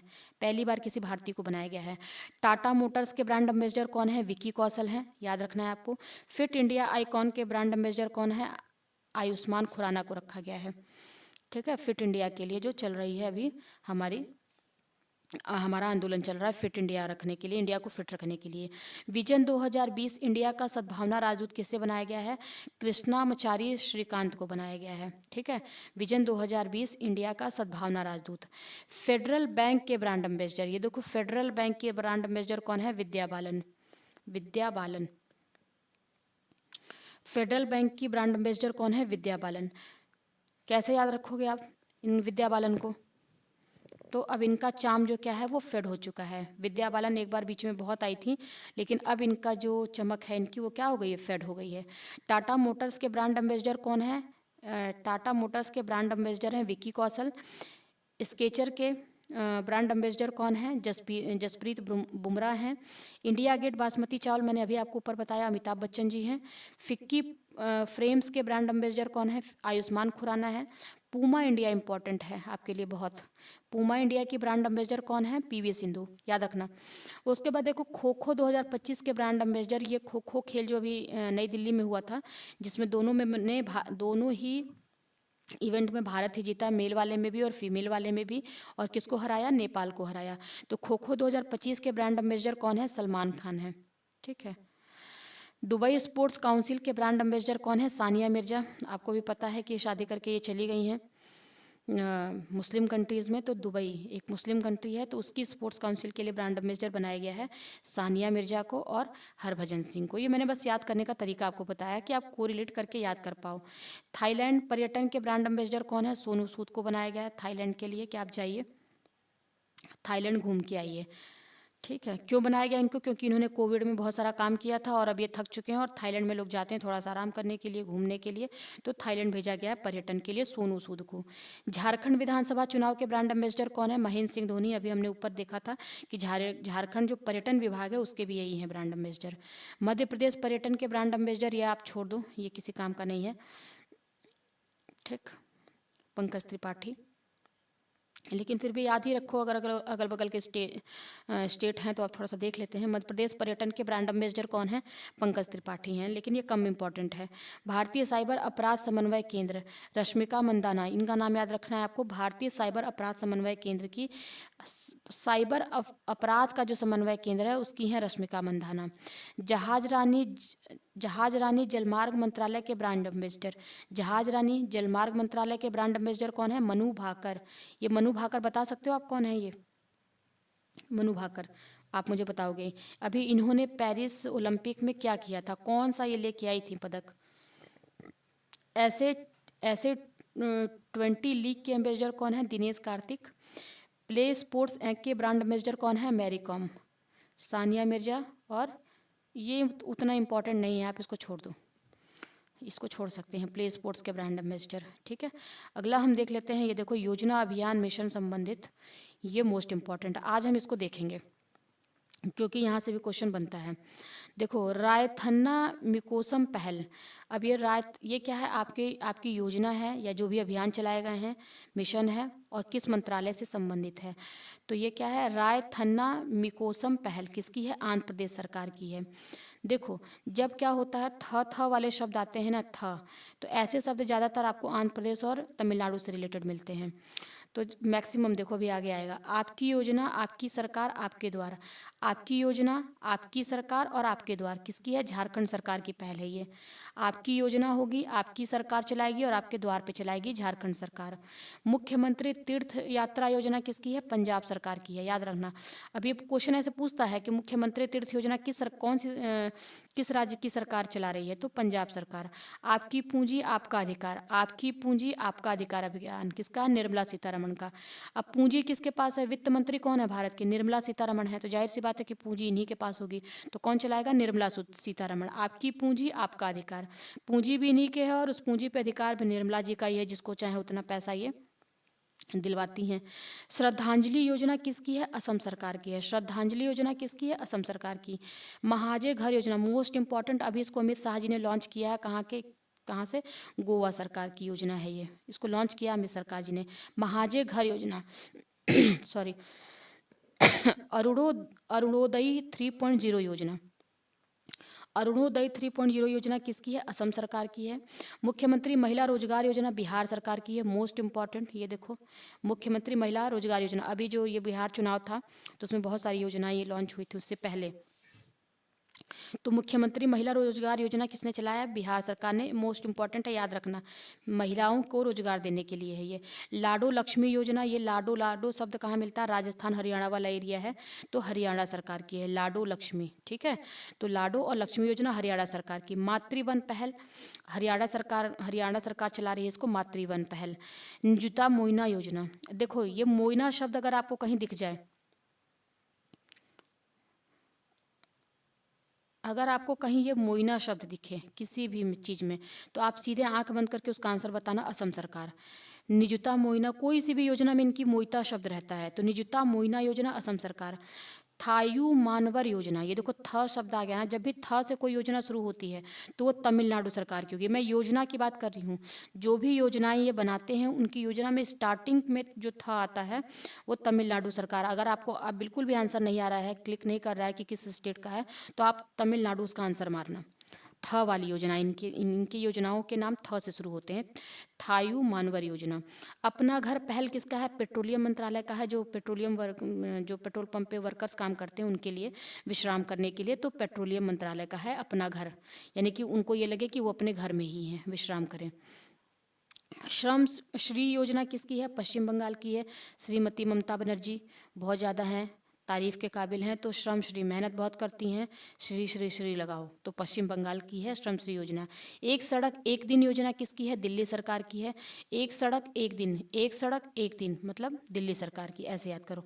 मुख्यमंत्री प्रतिज्ञा योजना किसकी है? बिहार सरकार की। मोस्ट इंपॉर्टेंट देखो, बिहार की योजना है ये, मुख्यमंत्री प्रतिज्ञा योजना बिहार सरकार की। मुख्यमंत्री वृंदावन ग्राम योजना, अभी देखो वृंदावन देख के मैक्सिमम बच्चे क्या इसका आंसर बताएंगे? उत्तर प्रदेश, लेकिन इसका आंसर उत्तर प्रदेश नहीं है। मुख्यमंत्री वृंदावन ग्राम योजना, यानी कि हर गांव को वृंदावन की तरह बनाना है वहाँ पे, इसके लिए योजना किसने शुरू की है? मध्य प्रदेश सरकार ने, ठीक है। मुख्यमंत्री वृंदावन ग्राम योजना मध्य प्रदेश सरकार की है। पंडित दीनदयाल उपाध्याय गरीबी मुक्त गांव योजना, पंडित दीनदयाल उपाध्याय गरीबी मुक्त गांव योजना किसकी है? राजस्थान सरकार की है। जन सुरक्षा संतुष्टि अभियान गुजरात सरकार का है, जन सुरक्षा संतुष्टि अभियान गुजरात सरकार चला रही है। राजभवन अन्न धन योजना गोवा सरकार की है। राजभवन अन्न धन, देखो ये बहुत ज़्यादा इंपॉर्टेंट नहीं है, इसको आप छोड़ सकते हो। विवाह मंडप योजना मोस्ट इंपॉर्टेंट है क्योंकि ये बिहार सरकार की है, विवाह मंडप योजना। थालिकी वंदनम योजना, थालिकी वंदनम योजना क्या है? आंध्र प्रदेश। मैंने क्या बताया? थ वाले जो शब्द होते हैं आंध्र प्रदेश या तमिलनाडु इसका आंसर होता है। तो थालिकी वंदनम योजना किसकी है? आंध्र प्रदेश सरकार की। कुसुम सी योजना किसकी है? तो के से कुसुम और के से कर्नाटक, कर्नाटक सरकार की योजना है। के से कुसुम और के से कर्नाटक। वृक्षारोपण परियोजना विथूट, ये देखो नाम से लग रहा है, ये विथूट नाम जो है केरल सरकार की योजना है। विथूट पहल किस चीज़ के लिए है? वृक्षारोपण के लिए है। कौन सी सरकार चला रही है? केरल चला रही है विथूट। अंकुर पहल किस सरकार की है? अंकुर पहल है उड़ीसा सरकार की। ज्योति योजना किसकी है? केरल सरकार की ज्योति योजना। एक देश एक धड़कन अभियान मोस्ट इंपॉर्टेंट है, संस्कृति मंत्रालय का चल रहा है। देखो ये एक देश और एक धड़कन, ये क्या कर रहे हैं? लोगों को जोड़ने का काम कर रहे हैं। तो जोड़ने का काम कौन करता है? हमारी संस्कृति करती है, हमारा कल्चर करता है। हमारी संस्कृति कहती है कि हम क्या है, हम सब आपस में भाई भाई हैं। तो ये संस्कृति मंत्रालय की पहल है, एक धड़कन। इंदिरा सौरागिरी जला विकासम योजना। इंदिरा, अब देखो यहाँ पे जिस भी स्टेट में बीजेपी के अपोजिट सरकार होगी, यानी कांग्रेस की जो सरकार होती है, उनके नाम कैसे होते हैं? इंदिरा गांधी के नाम पे, राजीव गांधी के नाम पे, जवाहरलाल नेहरू के नाम पे इनकी योजनाएं चलती हैं। तो इंदिरा सौरागिरी अगर आपको इस टाइप का नाम दिखता है तो तेलंगाना, तेलंगाना में कांग्रेस की सरकार है। तो ऐसे आप थोड़ा सा एलिमिनेट भी कर सकते हो दिमाग लगा के, क्योंकि बीजेपी की योजनाएं इंदिरा गांधी के नाम से शुरू नहीं होती हैं। बीजेपी पार्टी की जैसी पार्टी होती है वैसी योजनाओं के नाम होते हैं। तो आप क्या करोगे? इंदिरा से तेलंगाना सरकार, इंदिरा वाली मैक्सिमम योजनाएं तेलंगाना सरकार ही शुरू करती है, या फिर जहाँ पे बीजेपी की सरकार नहीं होती है। एक परिवार एक उद्यमी अभियान, ये क्या है? एक परिवार और एक उद्यमी, ये आंध्र प्रदेश सरकार की योजना है। विकसित कृषि संकल्प अभियान त्रिपुरा सरकार की है। सागर से सम्मान पहल, ये सब इंपॉर्टेंट हैं। सागर से सम्मान पहल किसका है? परिवहन जलमार्ग मंत्रालय का। सागर से सम्मान, सागर से तो जाहिर सी बात है परिवहन और जलमार्ग मंत्रालय होगा। महिला संवाद योजना मोस्ट इंपॉर्टेंट है। अभी ये देखो बिहार में बहुत सारी योजनाएं शुरू हुई थी, बिहार सरकार की है ये महिला संवाद योजना। राष्ट्रीय कर्मयोगी जन सेवा कार्यक्रम किसका है? आयुष मंत्रालय का है। राष्ट्रीय कर्मयोगी जन सेवा कार्यक्रम आयुष मंत्रालय का है। पिंक ई रिक्शा योजना, देखो पिंक ई रिक्शा ये कहाँ की योजना है? ये महाराष्ट्र की है। अब पिंक ई रिक्शा कहेंगे तो कैसे याद करेंगे? वहाँ पे अभी महाराष्ट्र इतना एडवांस है कि वहाँ पे महिलाएं भी अब ई रिक्शा को चला रही हैं। रिक्शा चलाने का काम महिलाएं भी कर रही हैं। धीरे धीरे ये चीज़ दिल्ली वगैरह में भी आपको देखने को मिलेगी, लेकिन सबसे ज़्यादा अभी एडवांस चल रहा है महाराष्ट्र। तो पिंक, महिलाओं से संबंधित पिंक कलर उनको दिया जाता है। तो पिंक ई रिक्शा योजना किसके लिए है? महिलाओं को ई रिक्शा चलाने से संबंधित है, जिसको शुरू किया है महाराष्ट्र सरकार ने, ऐसे याद रखना। पिंक मतलब महिलाओं से संबंधित। और महिलाएं अब ई रिक्शा चलाएंगी कहाँ पे? तो भाई यूपी बिहार में तो नहीं चलाएंगी, जाहिर सी बात है। कहाँ पे चलाएंगी? ऐसी जगह पे चलाएंगी जहाँ पे सोसाइटी थोड़ी सी एडवांस हो। तो ये कहाँ है? महाराष्ट्र सरकार की योजना है। जीरो पावर्टी P4 पहल मोस्ट इंपॉर्टेंट, ये पूछा भी गया है। जीरो पावर्टी P4 पहल किसकी है? आंध्र प्रदेश सरकार की। मुख्यमंत्री बालिका समृद्धि योजना किसकी है? त्रिपुरा सरकार की है। पार्थ योजना मोस्ट इम्पॉर्टेंट है। ये सारी योजनाएं बहुत इंपॉर्टेंट है। पिछले ये 2024 लास्ट में और ये जनवरी के स्टार्टिंग की योजनाएं हैं ये। पार्थ योजना किसकी है? मध्य प्रदेश सरकार की है। एकीकृत स्वास्थ्य बीमा योजना उड़ीसा सरकार की है। इन्होंने सारी जितनी भी स्वास्थ्य योजनाएं अभी तक चल रही थी उन सबको मिला करके क्या किया? एक योजना बना दिया है। तो इसलिए कहा, इसका नाम रखा गया है एकीकृत स्वास्थ्य बीमा योजना, उड़ीसा सरकार की है। एकल महिला सशक्त रोजगार योजना किसकी है? उत्तराखंड सरकार की है। एकल महिला सशक्त स्वरोजगार योजना, एकल महिला और सशक्त स्वरोजगार योजना, यानी कि यहाँ तक हमने चीज़ों को कवर किया। अब देखो ये बात आती है योजना अभी, अच्छा ये अभी रह रहा है। ये देखो इसका अगला पार्ट यहाँ पे देखते हैं। प्रोजेक्ट हिफाजत, किस चीज़ की हिफाजत करना है? आपको पता है कि पंजाब वाला एरिया जो है यहाँ पे ड्रग्स की चीज़ें बहुत बढ़ रही हैं, तो इसकी हिफाजत करने के लिए मैं याद करा रही हूँ आपको। इसकी हिफाजत, लोगों की हिफाजत करने के लिए पंजाब सरकार ने क्या चलाया है ताकि वो नशा मुक्त हो सकें? पंजाब की ये योजना है प्रोजेक्ट हिफाजत। महिला समृद्धि योजना मोस्ट इम्पॉर्टेंट है। ये दिल्ली सरकार की अभी चुनाव से पहले महिला समृद्धि योजना को लागू किया गया था, चलाया गया था, अभी चल भी रही है, जिसके तहत महिलाओं को 2500 रुपये दिए जाते हैं। अब देखो राजीव शब्द आ गया, ये देखो इंदिरा शब्द, राजीव, ये वाले कहाँ आते हैं? तेलंगाना में मैक्सिमम आते हैं। तो राजीव युवा विकास योजना कहाँ पे है? तेलंगाना सरकार की है। पाथाई पहल, पाथाई पहल किसकी है? था, ये देखो था। पाथाई पहल किसकी है? तमिलनाडु सरकार की। आंध्र प्रदेश तमिलनाडु यही होते हैं, थोड़ा सा आपको बस इन्हीं में ध्यान रखना है। तो पाथाई पहल किसकी है? तमिलनाडु सरकार की। सुजल परियोजना किसकी है? सुजल, बढ़िया जल, सुंदर जल, स्वच्छ जल, किसकी है? कर्नाटक की। सुजल पहल। विकासिता गांव योजना, विकासिता गांव योजना, विकासिता गांव योजना किसकी है? उड़ीसा सरकार की है। हर खेत स्वस्थ खेत, हर खेत क्या होगा? स्वस्थ हो। ये अभियान कौन चला रहा है? हरियाणा सरकार चला रही है, क्योंकि पंजाब और हरियाणा वाला जो एरिया है ये हरित क्रांति के समय इतनी ज़्यादा खाद और चीज़ों को डाल करके थोड़ी सी मिट्टी यहाँ की खराब हो गई है, तो इसके लिए योजना चल रही है हर खेत स्वस्थ खेत। हरियाणा और हरियाणा सरकार की योजना है ये। गवाह सुरक्षा योजना, अब देखो कोई भी क्राइम होता है तो जो गवाह होते हैं उनको क्या होता है? डर होता है कि हमें कोई दिक्कत ना हो, तो इसके लिए गवाहों को क्या किया जाएगा? उनको गोपनीय रखा जाएगा और गवाही देने के लिए उनको मोटिवेट किया जाएगा। तो ये योजना कौन चला रहा है? हरियाणा सरकार चला रही है, गवाह सुरक्षा योजना, गवाहों को सुरक्षित करने के लिए। मुख्यमंत्री मछुआ समृद्धि योजना, मछुआ समृद्धि योजना कहाँ की है? मध्य प्रदेश की। मछुआ मध्य प्रदेश, मछुआ मध्य प्रदेश, मछुआ मध्य प्रदेश। मुख्यमंत्री, अब देखो मछुआ को समृद्धि साउथ में तो करेंगे नहीं, वैसे वो समृद्ध है मछलियों को बेच बेच के, लेकिन यहाँ पे क्या है? इनको समृद्ध करने की ज़रूरत है ऊपर वाले एरिया में, नॉर्थ में। तो मछुआ को समृद्ध कहाँ करेंगे? मध्य प्रदेश में। ऐसे करके याद रखोगे आप। मुख्यमंत्री युवा अन्न दूत योजना, मुख्यमंत्री युवा अन्न दूत योजना किसकी है? युवा अन्न दूत है ये, युवा अन्नदूत मध्य प्रदेश सरकार की है। बांग्लार बारी आवास योजना, बांग्ला बांग्ला बांग्ला नाम से पता चल रहा है, बांग्ला बांग्ला लैंग्वेज कहाँ बोली जाती है, पश्चिम बंगाल में। तो बांग्ला बांग्ला आप ऐसे याद कर लो, बांग्ला बारी आवास योजना, बांग्ला पश्चिम बंगाल। दीपम 2.0 निःशुल्क सिलेंडर योजना, दीपम योजना कहाँ चल रही है, आंध्र प्रदेश में। ये दीपम इंपॉर्टेंट है। दीपम 2.0 निःशुल्क सिलेंडर योजना आंध्र प्रदेश सरकार के द्वारा चलाया जा रहा है। अगला है आय और सौर ऊर्जा परियोजना स्थापित करें। आइए और सौर ऊर्जा परियोजना को स्थापित करिए। ये पहल कौन चला रहा है, हिमाचल प्रदेश सरकार चला रही है। ठीक है, आय और सौर ऊर्जा परियोजना को स्थापित करें। आइए सौर ऊर्जा परियोजना को स्थापित करें हिमाचल में। आइए सौर ऊर्जा परियोजना को स्थापित करें हिमाचल में, ऐसे करके याद करोगे। पर्यटन मित्र और पर्यटन दीदी, मित्र भी हैं और ये दीदी भी हैं। कौन चला रहा है, पर्यटन मंत्रालय चला रहा है। पर्यटन के लिए मित्र और दीदी को कौन बुला सकता है, मंत्रालय ही बुला सकता है, बड़ा कोई मंत्री ही बुला सकता है। घर घर सोलर पहल कहाँ कौन चला रहा है, टाटा पावर चला रहा है। ठीक है, देखो सोलर से रिलेटेड जितने भी काम होते हैं ना, मैक्सिमम ये टाटा पावर के द्वारा ही किया जाता है। टाटा जो ग्रुप की कंपनी है वो सोलर से रिलेटेड काम को देखती है, ऐसे याद रखना आप, याद रखना देखती भी है ये।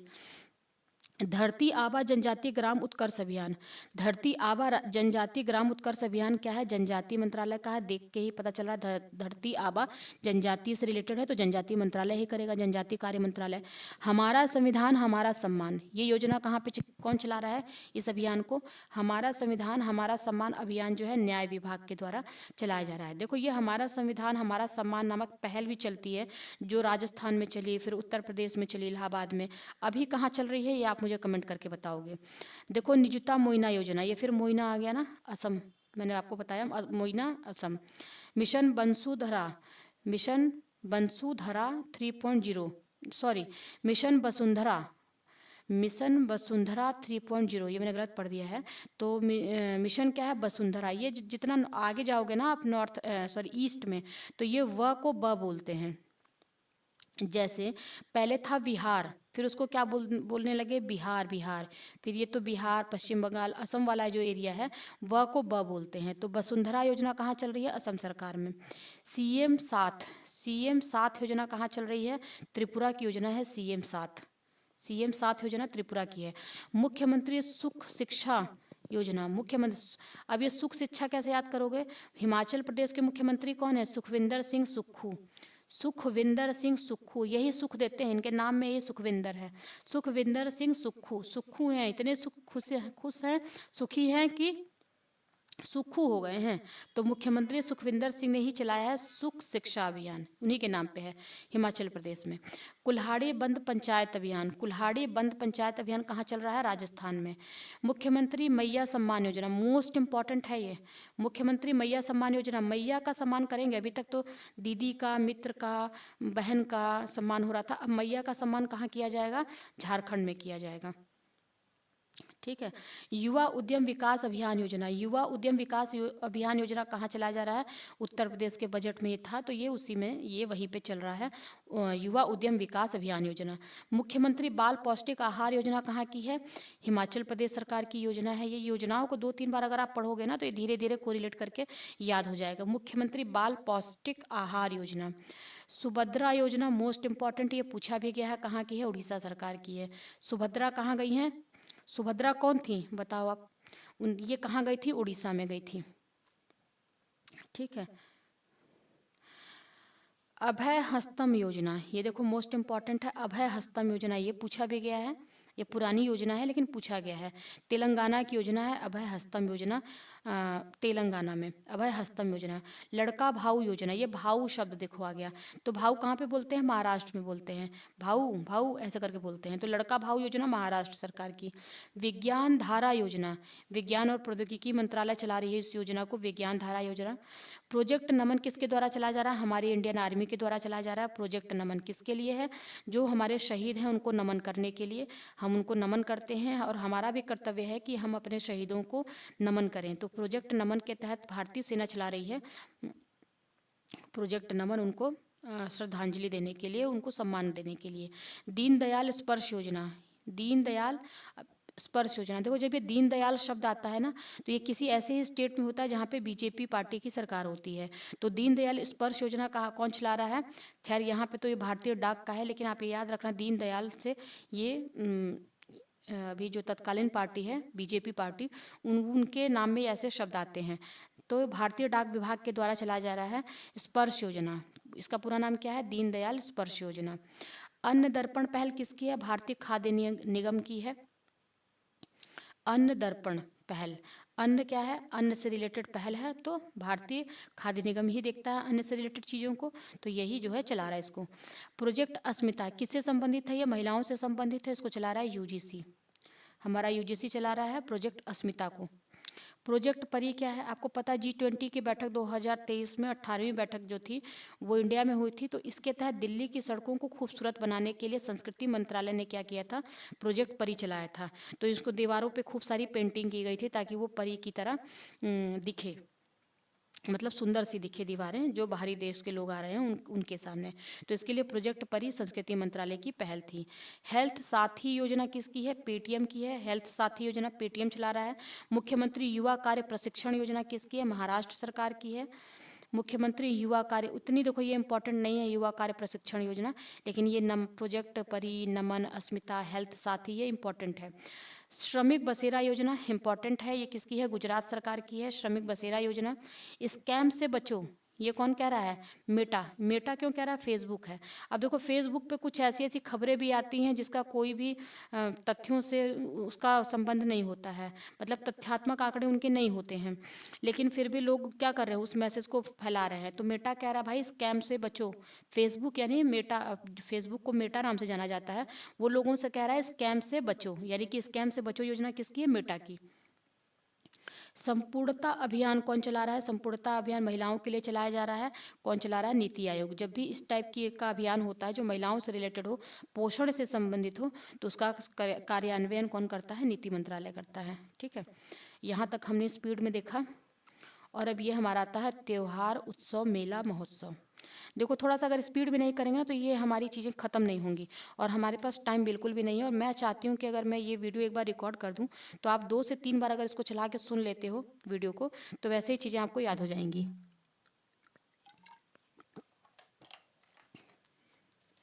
थोड़ा सा पॉज करके आप भी पानी पी लो। थोड़ा सा आगे का देखते हैं अब।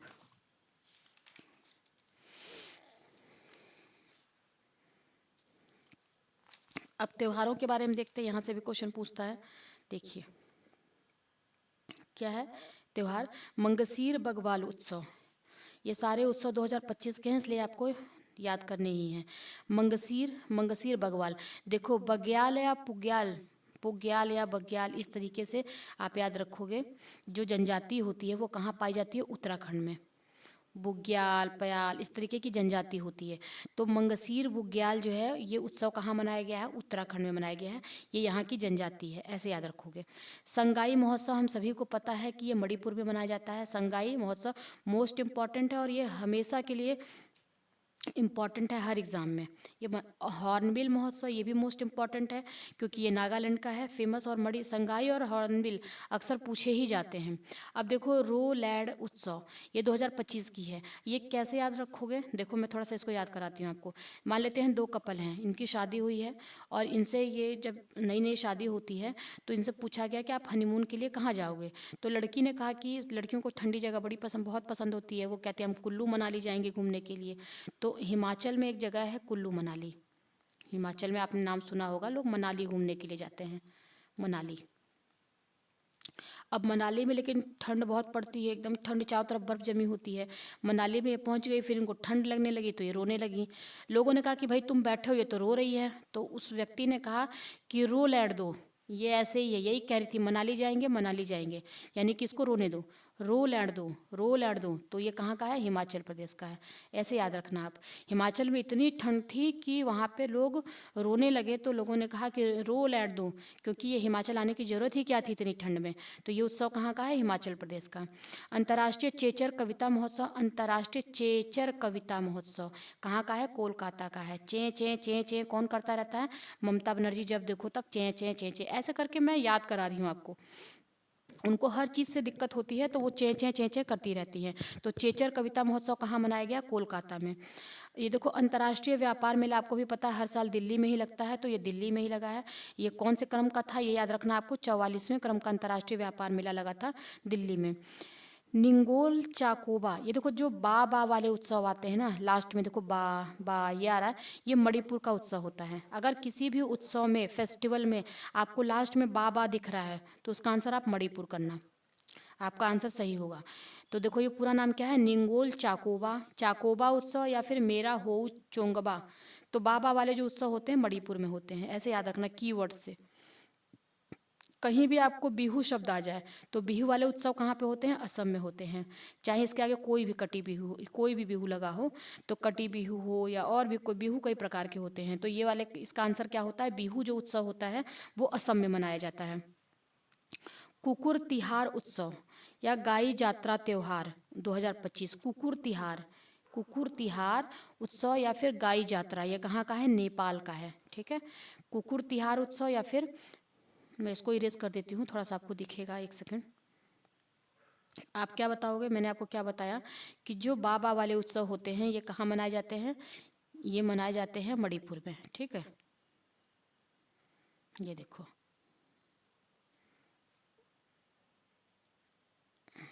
देखो ये कुकुर तिहार उत्सव कहाँ पे? गाई जात्रा नेपाल में, और बा जहाँ पे दिखेगा उसको हम बताएंगे मणिपुर, और एक प्लस बा ऐसे याद रखो, बा प्लस संघाई महोत्सव कहाँ का है? मणिपुर का। अंतर्राष्ट्रीय पर्पल महोत्सव, देखो पर्पल महोत्सव कैसे याद रखोगे आप? अब ये महोत्सव तो है गोवा का, याद कराती हूँ मैं आपको। आपने एक गाना सुना होगा जो कहता है समुंदर में नहा के और भी नमकीन हो गई हो, सुना है गाना आपने? तो आप गाओगे गोवा में कोई भी जाता है तो कहाँ नहाता है? समुद्र में नहाता है। तो समुंदर में नहा के और भी, समुद्र कैसा होता है? नीला होता है। समुद्र कैसा दिखता है? नीला, तो पर्पल कलर। समुंदर में नहा के और भी पर्पल हो गई हो, और भी समुद्र की तरह नीली हो गई हो। तो ये उत्सव कहाँ का है? गोवा का। और एक उत्सव और होता है यहाँ पे, शिग्मो, यानी कि समुंदर में नहा के पर्पल हो गई हो इसलिए सिग्मो डांस कर रही हो गोवा में। ये गोवा का उत्सव है। बथुकम्मा महोत्सव और बोनालू, ये दोनों एग्जाम में पूछे गए हैं। तो बथुकम्मा और बोनालू उत्सव कहाँ का है? तेलंगाना का है। बथुकम्मा बोनालू कहाँ का है? तेलंगाना का है। बसोहली उत्सव कहाँ का है? जम्मू कश्मीर का। बसोहली उत्सव कहाँ का है? जम्मू कश्मीर। 14वां सिरारा खोई हथेई मिर्च महोत्सव कहाँ पे? मणिपुर में। कौन सा महोत्सव है? सिरारा खोई, सिरारा खोंग हथेई मिर्च महोत्सव, सिरारा खोंग हथेई मिर्च महोत्सव, यानी कि बस ऐसे याद रखो, सिरारा खोंग हथेई महोत्सव कहाँ पे हुआ? मणिपुर में हुआ है। जास्कर आपको भी पता है, जास्कर की श्रेणियाँ कहाँ पे हैं? लद्दाख में। तो जाहिर सी बात है कि लद्दाख का महोत्सव है ये। नुआखाई, नुआखाई का मतलब होता है नया चावल। तो कहाँ पे नया चावल खाएं? उड़ीसा में जाके। और नया चावल खा के नुआखाई, नया चावल खा के हम क्या हो गए? उड़ गए। कहाँ पे? उड़ीसा में उड़ गए, नुआखाई चावल खा के उड़ गए। 27वां सरस आजीविका मेला कहाँ पे लगा? ये इस टाइप के मेले जो हैं ये नई दिल्ली में ही लगते हैं। तो ये कौन सा मेला था? 27वां मेला था। ठीक है, व्यापार अंतर्राष्ट्रीय व्यापार महोत्सव सरस आजीविका मेला ये नई दिल्ली में लगता है। सुरू समर फेस्टिवल, सुरू, और सुरू घाटी कहाँ पे है ये बताओगे आप मुझे। सुरू नामक एक घाटी है जो किस राज्य में है? अभी तो सुरू समर फेस्टिवल कहाँ का है? लद्दाख में है। मोस्ट इम्पॉर्टेंट है ये वाला देखो, 26वां दिव्य कला मेला 2025। क्यों इम्पॉर्टेंट है? क्योंकि ये पटना में लगा है और आप बिहार का पेपर देने जा रहे हो। तो 26वां दिव्य कला मेला जो है इसका आयोजन कहाँ किया गया था? पटना, बिहार में। चौथा अंतर्राष्ट्रीय पतंग महोत्सव, ये पतंग महोत्सव भी पूछ ही लेते हैं, लेकिन देखो ये मकर संक्रांति के दिन पतंग महोत्सव, पतंग हम उड़ाने का काम करते हैं, लेकिन अंतर्राष्ट्रीय पतंग महोत्सव मनाया जाता है। तो इस बार कहाँ मनाया गया है 2025 में? तमिलनाडु में। मारबत उत्सव, मारबत कहाँ की का उत्सव है ये? नागपुर, महाराष्ट्र का। ये पूछा गया है कई बार, इंपॉर्टेंट है, याद रखना, ये सारे इंपॉर्टेंट है। मारबत उत्सव कहाँ का है? नागपुर का। बेहदेन खलम उत्सव 2025, बेहदेन खलम उत्सव और मेमोंग उत्सव कहाँ का है? मेघालय का है। बेहदेन खलम, बेहदेन खलम इंपॉर्टेंट है ये। बेहदेन खलम उत्सव और मेमोंग उत्सव, मेमोंग एक बार भूल भी जाना, तो बेहदेन खलम ये कई बार पूछा गया है, मेघालय का उत्सव है ये। हरेला, देखो अगर आपसे क्वेश्चन पूछता है हरेला उत्सव कहाँ का है तो आप बताओगे उत्तराखंड। ठीक है। लेकिन अगर यहीं पे हरेला को हरेली लिख दे, यहाँ पे इस पे ई की मात्रा ऐसे हरेली कर दे, तब आप क्या नाम बताओगे? तब आप इसका नाम आंसर बताओगे छत्तीसगढ़। छत्तीसगढ़, ठीक है। देखो, हरेला ई की मात्रा छत्तीसगढ़, ला उत्तरा आ की मात्रा ऐसे। तो हरेला हरेली नाम से दो उत्सव हैं, एक छत्तीसगढ़ में और एक उत्तराखंड में मनाए जाते हैं। खीर भवानी उत्सव अभी जम्मू कश्मीर में मनाया गया, और लेवेंडर उत्सव भी वहीं का फेमस है। ये लेवेंडर उत्सव जो है ये पूछा गया है। खीर भवानी भी आपके लिए इंपॉर्टेंट है, क्योंकि अभी ये रिसेंट में दोनों मने हैं। तो जम्मू कश्मीर का है खीर भवानी लेवेंडर उत्सव। सिरोही लिली उत्सव, देखो ये सारे पुराने स्टैटिक जीके का भी पार्ट है ये, तो आप इसको याद रखोगे। देखो ये देखो बा वाला आ गया, चिराई ओबा, ये आ गया ना बा। शिरऊ लिली कहाँ पे होता है? और चिराई ओबा उत्सव मणिपुर में, ठीक। ये मणिपुर मैंने आपको बताया, याद करना है। शिरऊ लिली मणिपुर वाले बहुत इंपॉर्टेंट हैं ये। त्रिशूर पूरम उत्सव कहाँ पे मनाया जाता है? केरल में मनाया जाता है त्रिशूर पूरम। और देखो यहाँ पे अगर आपसे पूछे कि पोंगल कहाँ पे मनाते हैं, तो पोंगल उत्सव मनाते हैं तमिलनाडु में, ठीक है, तमिलनाडु में मनाते हैं। लेकिन अगर उस पोंगल के आगे अटुकल पोंगल लिख दिया गया, तब ये हमारा उत्सव कहाँ का हो जाएगा? केरल का। पोंगल तमिलनाडु, अटुकल पोंगल केरल में, पोंगल उत्सव कहाँ पे? तमिलनाडु में, ये तमिलनाडु वाला एरिया, ठीक है। इसको मैं टी लिख देती हूँ, तमिलनाडु, ठीक है। लेकिन अगर अटुकल पोंगल, अगर इस पोंगल के साथ अटुकल नामक शब्द जोड़ दिया तो इसका आंसर केरल हो जाएगा। त्रिशूर पूरम उत्सव और अटुकल पोंगल केरल में, जबकि सिर्फ पोंगल पूछेगा तो तमिलनाडु में। सरस्वती पुष्करालु कुंभ, अभी देखो ये कुंभ नाम से कंफ्यूज नहीं होना है कि कुंभ तो ये उत्तर प्रदेश में लगता है। सरस्वती पुष्करालु कुंभ और बथुकम्मा उत्सव कहाँ पे? तेलंगाना में। मोस्ट इंपॉर्टेंट है ये। सरस्वती पुष्करालु कुंभ 2025 कहाँ लगा है? तेलंगाना में। और बथुकम्मा अभी हमने देखा ऊपर, बोनालू और बथुकम्मा तेलंगाना में। राष्ट्रीय जनजाति युवा महोत्सव 2025 का आयोजन कहाँ पे किया गया है? तो आपको भी पता है कि नॉर्थ ईस्ट में मैक्सिमम जो है मिजोरम सबसे ज़्यादा जनजातीय एरिया वाला स्टेट है, तो यहाँ पे ये उत्सव जनजातीय युवा महोत्सव कहाँ पे लगा है? मिजोरम में। न्यूकोम यूलो उत्सव, न्यूकोम यूलो उत्सव 2025 कहाँ पे लगाया गया है? अरुणाचल प्रदेश में। न्यूकोम, ऐसे नाम इनके इस टाइप के ही होते हैं, न्यूकोम अरुणाचल प्रदेश में। घोड़े जात्रा उत्सव कहाँ पे? नेपाल में। घोड़े जात्रा, अभी नेपाल में हमने एक उत्सव और देखा था जिसमें जात्रा शब्द आया था, तो जात्रा वाले नेपाल में देखने को मिलते हैं उत्सव। सरहुल फेस्टिवल कहाँ पे होता है? तो सरहुल महोत्सव झारखंड में होता है, ये हम सभी को पता है, बहुत पहले से ही एग्जाम की तैयारी कर रहे हैं तो ये हमें पता ही होगा। तो सरहुल अभी कहाँ मनाया गया? झारखंड में। खुबानी उत्सव, ये देखो खुबानी क्या होता है? ये एक अंजीर है खुबानी, और ये जास्कर महोत्सव। खुबानी उत्सव और जास्कर महोत्सव कहाँ पे? लद्दाख में मनाया गया है। जात्रा उत्सव 2025 खुबानी से रिलेटेड एक फल भी होता है। देखो जात्रा उत्सव 2025 कहाँ पे? त्रिपुरा में मनाया गया। जात्रा, या तो जात्रा नेपाल में, या तो हम जाएंगे तो नेपाल में जाएंगे या फिर त्रिपुरा में, ये त्र जब भी जात्रा, ठीक है। जात्रा त्रिपुरा, जात्रा त्रिपुरा, सिर्फ जात्रा अगर आएगा तो।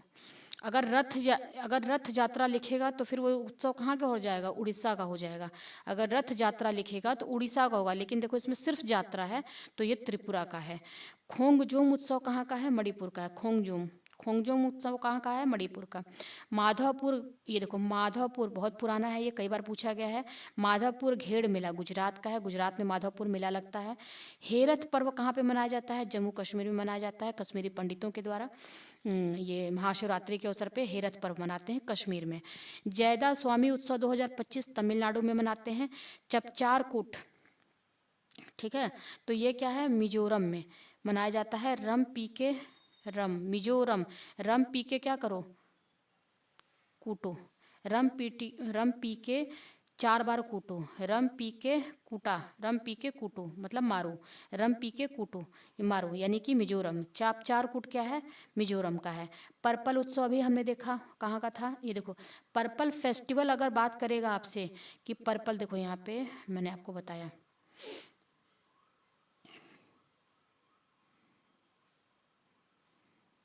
यहाँ मैंने अभी आपको बताया था पर्पल के बारे में थोड़ा सा, तो आपको ये देखो अगर अंतर्राष्ट्रीय पर्पल महोत्सव की बात करेगा, ये देखो अंतर्राष्ट्रीय पर्पल महोत्सव है, तो ये कहाँ पे होगा, क्योंकि गोवा में जो है हनीमून मनाने के लिए या घूमने के लिए दूर दूर से लोग आते हैं, अंतर्राष्ट्रीय लेवल पे लोग आते हैं।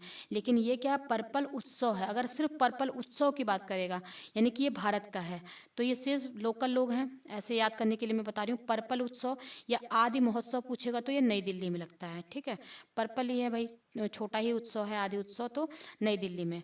ये सूरज कुंड मेला देखो हर बार एक ही जगह पे लगता है, फरीदाबाद हरियाणा में। बस आपको क्रम याद रखना है कि इस बार 38वां सूरज कुंड मेला लगा था फरीदाबाद हरियाणा में। थाई पूसम त्यौहार कहाँ पे होता है, तमिलनाडु का होता है, जिसमें जीभ में सुइयां चुभोई जाती हैं। तो थाई पूसम क्या है, तमिलनाडु का, देखो थ आ गया ना, थ। तो थाई पूसम त्योहार किसका, तमिलनाडु का। सांभर फेस्टिवल आप सभी को पता है, सांभर कहाँ पे है, राजस्थान में। फ्लेमिंगो उत्सव कहाँ का है, फ्लेमिंगो महोत्सव कहाँ का है, आंध्र प्रदेश का। फ्लेमिंगो याद रखना, ये पूछा गया है, इंपॉर्टेंट है सारे। फ्लेमिंगो महोत्सव में बहुत कंफ्यूज होते हैं बच्चे, कोई भी आंध्र प्रदेश जल्दी नहीं मारता है। तो फ्लेमिंगो महोत्सव कहाँ का है, आंध्र प्रदेश का है। पांगसाऊ पास अंतर्राष्ट्रीय महोत्सव, पांगसाऊ कहाँ पे है, तो पांगसाऊ ऐसे ही आपको पता होना चाहिए, पांगसाऊ पास जो है अरुणाचल प्रदेश में है, इसलिए अरुणाचल प्रदेश का है। तो यहाँ तक हमने ये देख लिया कि अभी क्या खत्म हो गया हमारा, त्योहार मेला उत्सव। थोड़े थोड़े वीडियो में हम इसको ख़त्म करने की कोशिश करेंगे, क्योंकि देखो ये फैक्ट्स हैं बहुत ज़्यादा, तो हम इसको कोशिश करेंगे अगले वीडियो में थोड़ा सा और करूं, क्योंकि वीडियो थोड़ी लंबी हो रही है। तो वीडियो को यहीं रोकते हैं, और तब तक के लिए आप इसको रिवाइज करो, फिर मिलते हैं आपसे नेक्स्ट वीडियो में। और अगर आपको वीडियो अच्छी लगती है तो प्लीज़ लाइक और सब्सक्राइब करना, ताकि मैं आपके लिए और अच्छी अच्छी वीडियो बना पाऊँ और इस पीढ़ी को इसी स्मार्ट तरीके से तेज़ी के साथ ख़त्म किया जा सके, जिससे एग्ज़ाम्स में मैक्सिमम क्वेश्चन आपको यहाँ से देखने को मिलेगा। मुझे ऐसा लगता है कि देखने को मिलेगा, क्योंकि एक ही जगह पे इन्होंने कंटेंट बहुत सारा डाला है। इसके बाद के जो हम देखेंगे अभी कंटेंट आगे का अगर हम देखेंगे, तो इसमें इन्होंने वन लाइनर में ये दिया हुआ है कि कौन से डेट पे कौन सी घटना हुई। उसके बाद 700 के आसपास इनका जो है टेस्ट का वो इन्होंने टेस्ट कराया है, क्वेश्चंस दिए हैं टेस्ट के लिए, तो उसको भी हम लास्ट में सॉल्व करेंगे। तो फ्रेंड्स वीडियो को मैं अभी यहीं रोकती हूँ, क्योंकि वीडियो थोड़ी लंबी हो रही है। और प्लीज़ अगर आपको वीडियो अच्छी लगती हो तो लाइक और सब्सक्राइब करना प्लीज़ अभी करो, जिससे मैं थोड़ी सी मोटिवेट होंगी और आपके लिए और अच्छे अच्छे वीडियो मैं बना पाऊँगी। इस वीडियो के बाद ही एडीओ का पेपर हो जाता है, तो दरोगा का पेपर आने वाला है, उसके लिए भी मैं सारी चीज़ों को बहुत आसानी से आपके लिए लेके आऊँगी और कवर कराऊँगी। मैक्सिमम आपके जो स्टैटिक जीके का पार्ट है वो भी, और करंट अफेयर्स को भी। तो चलो तब तक के लिए बाय बाय, और मिलते हैं आपसे नेक्स्ट वीडियो में। Thank you.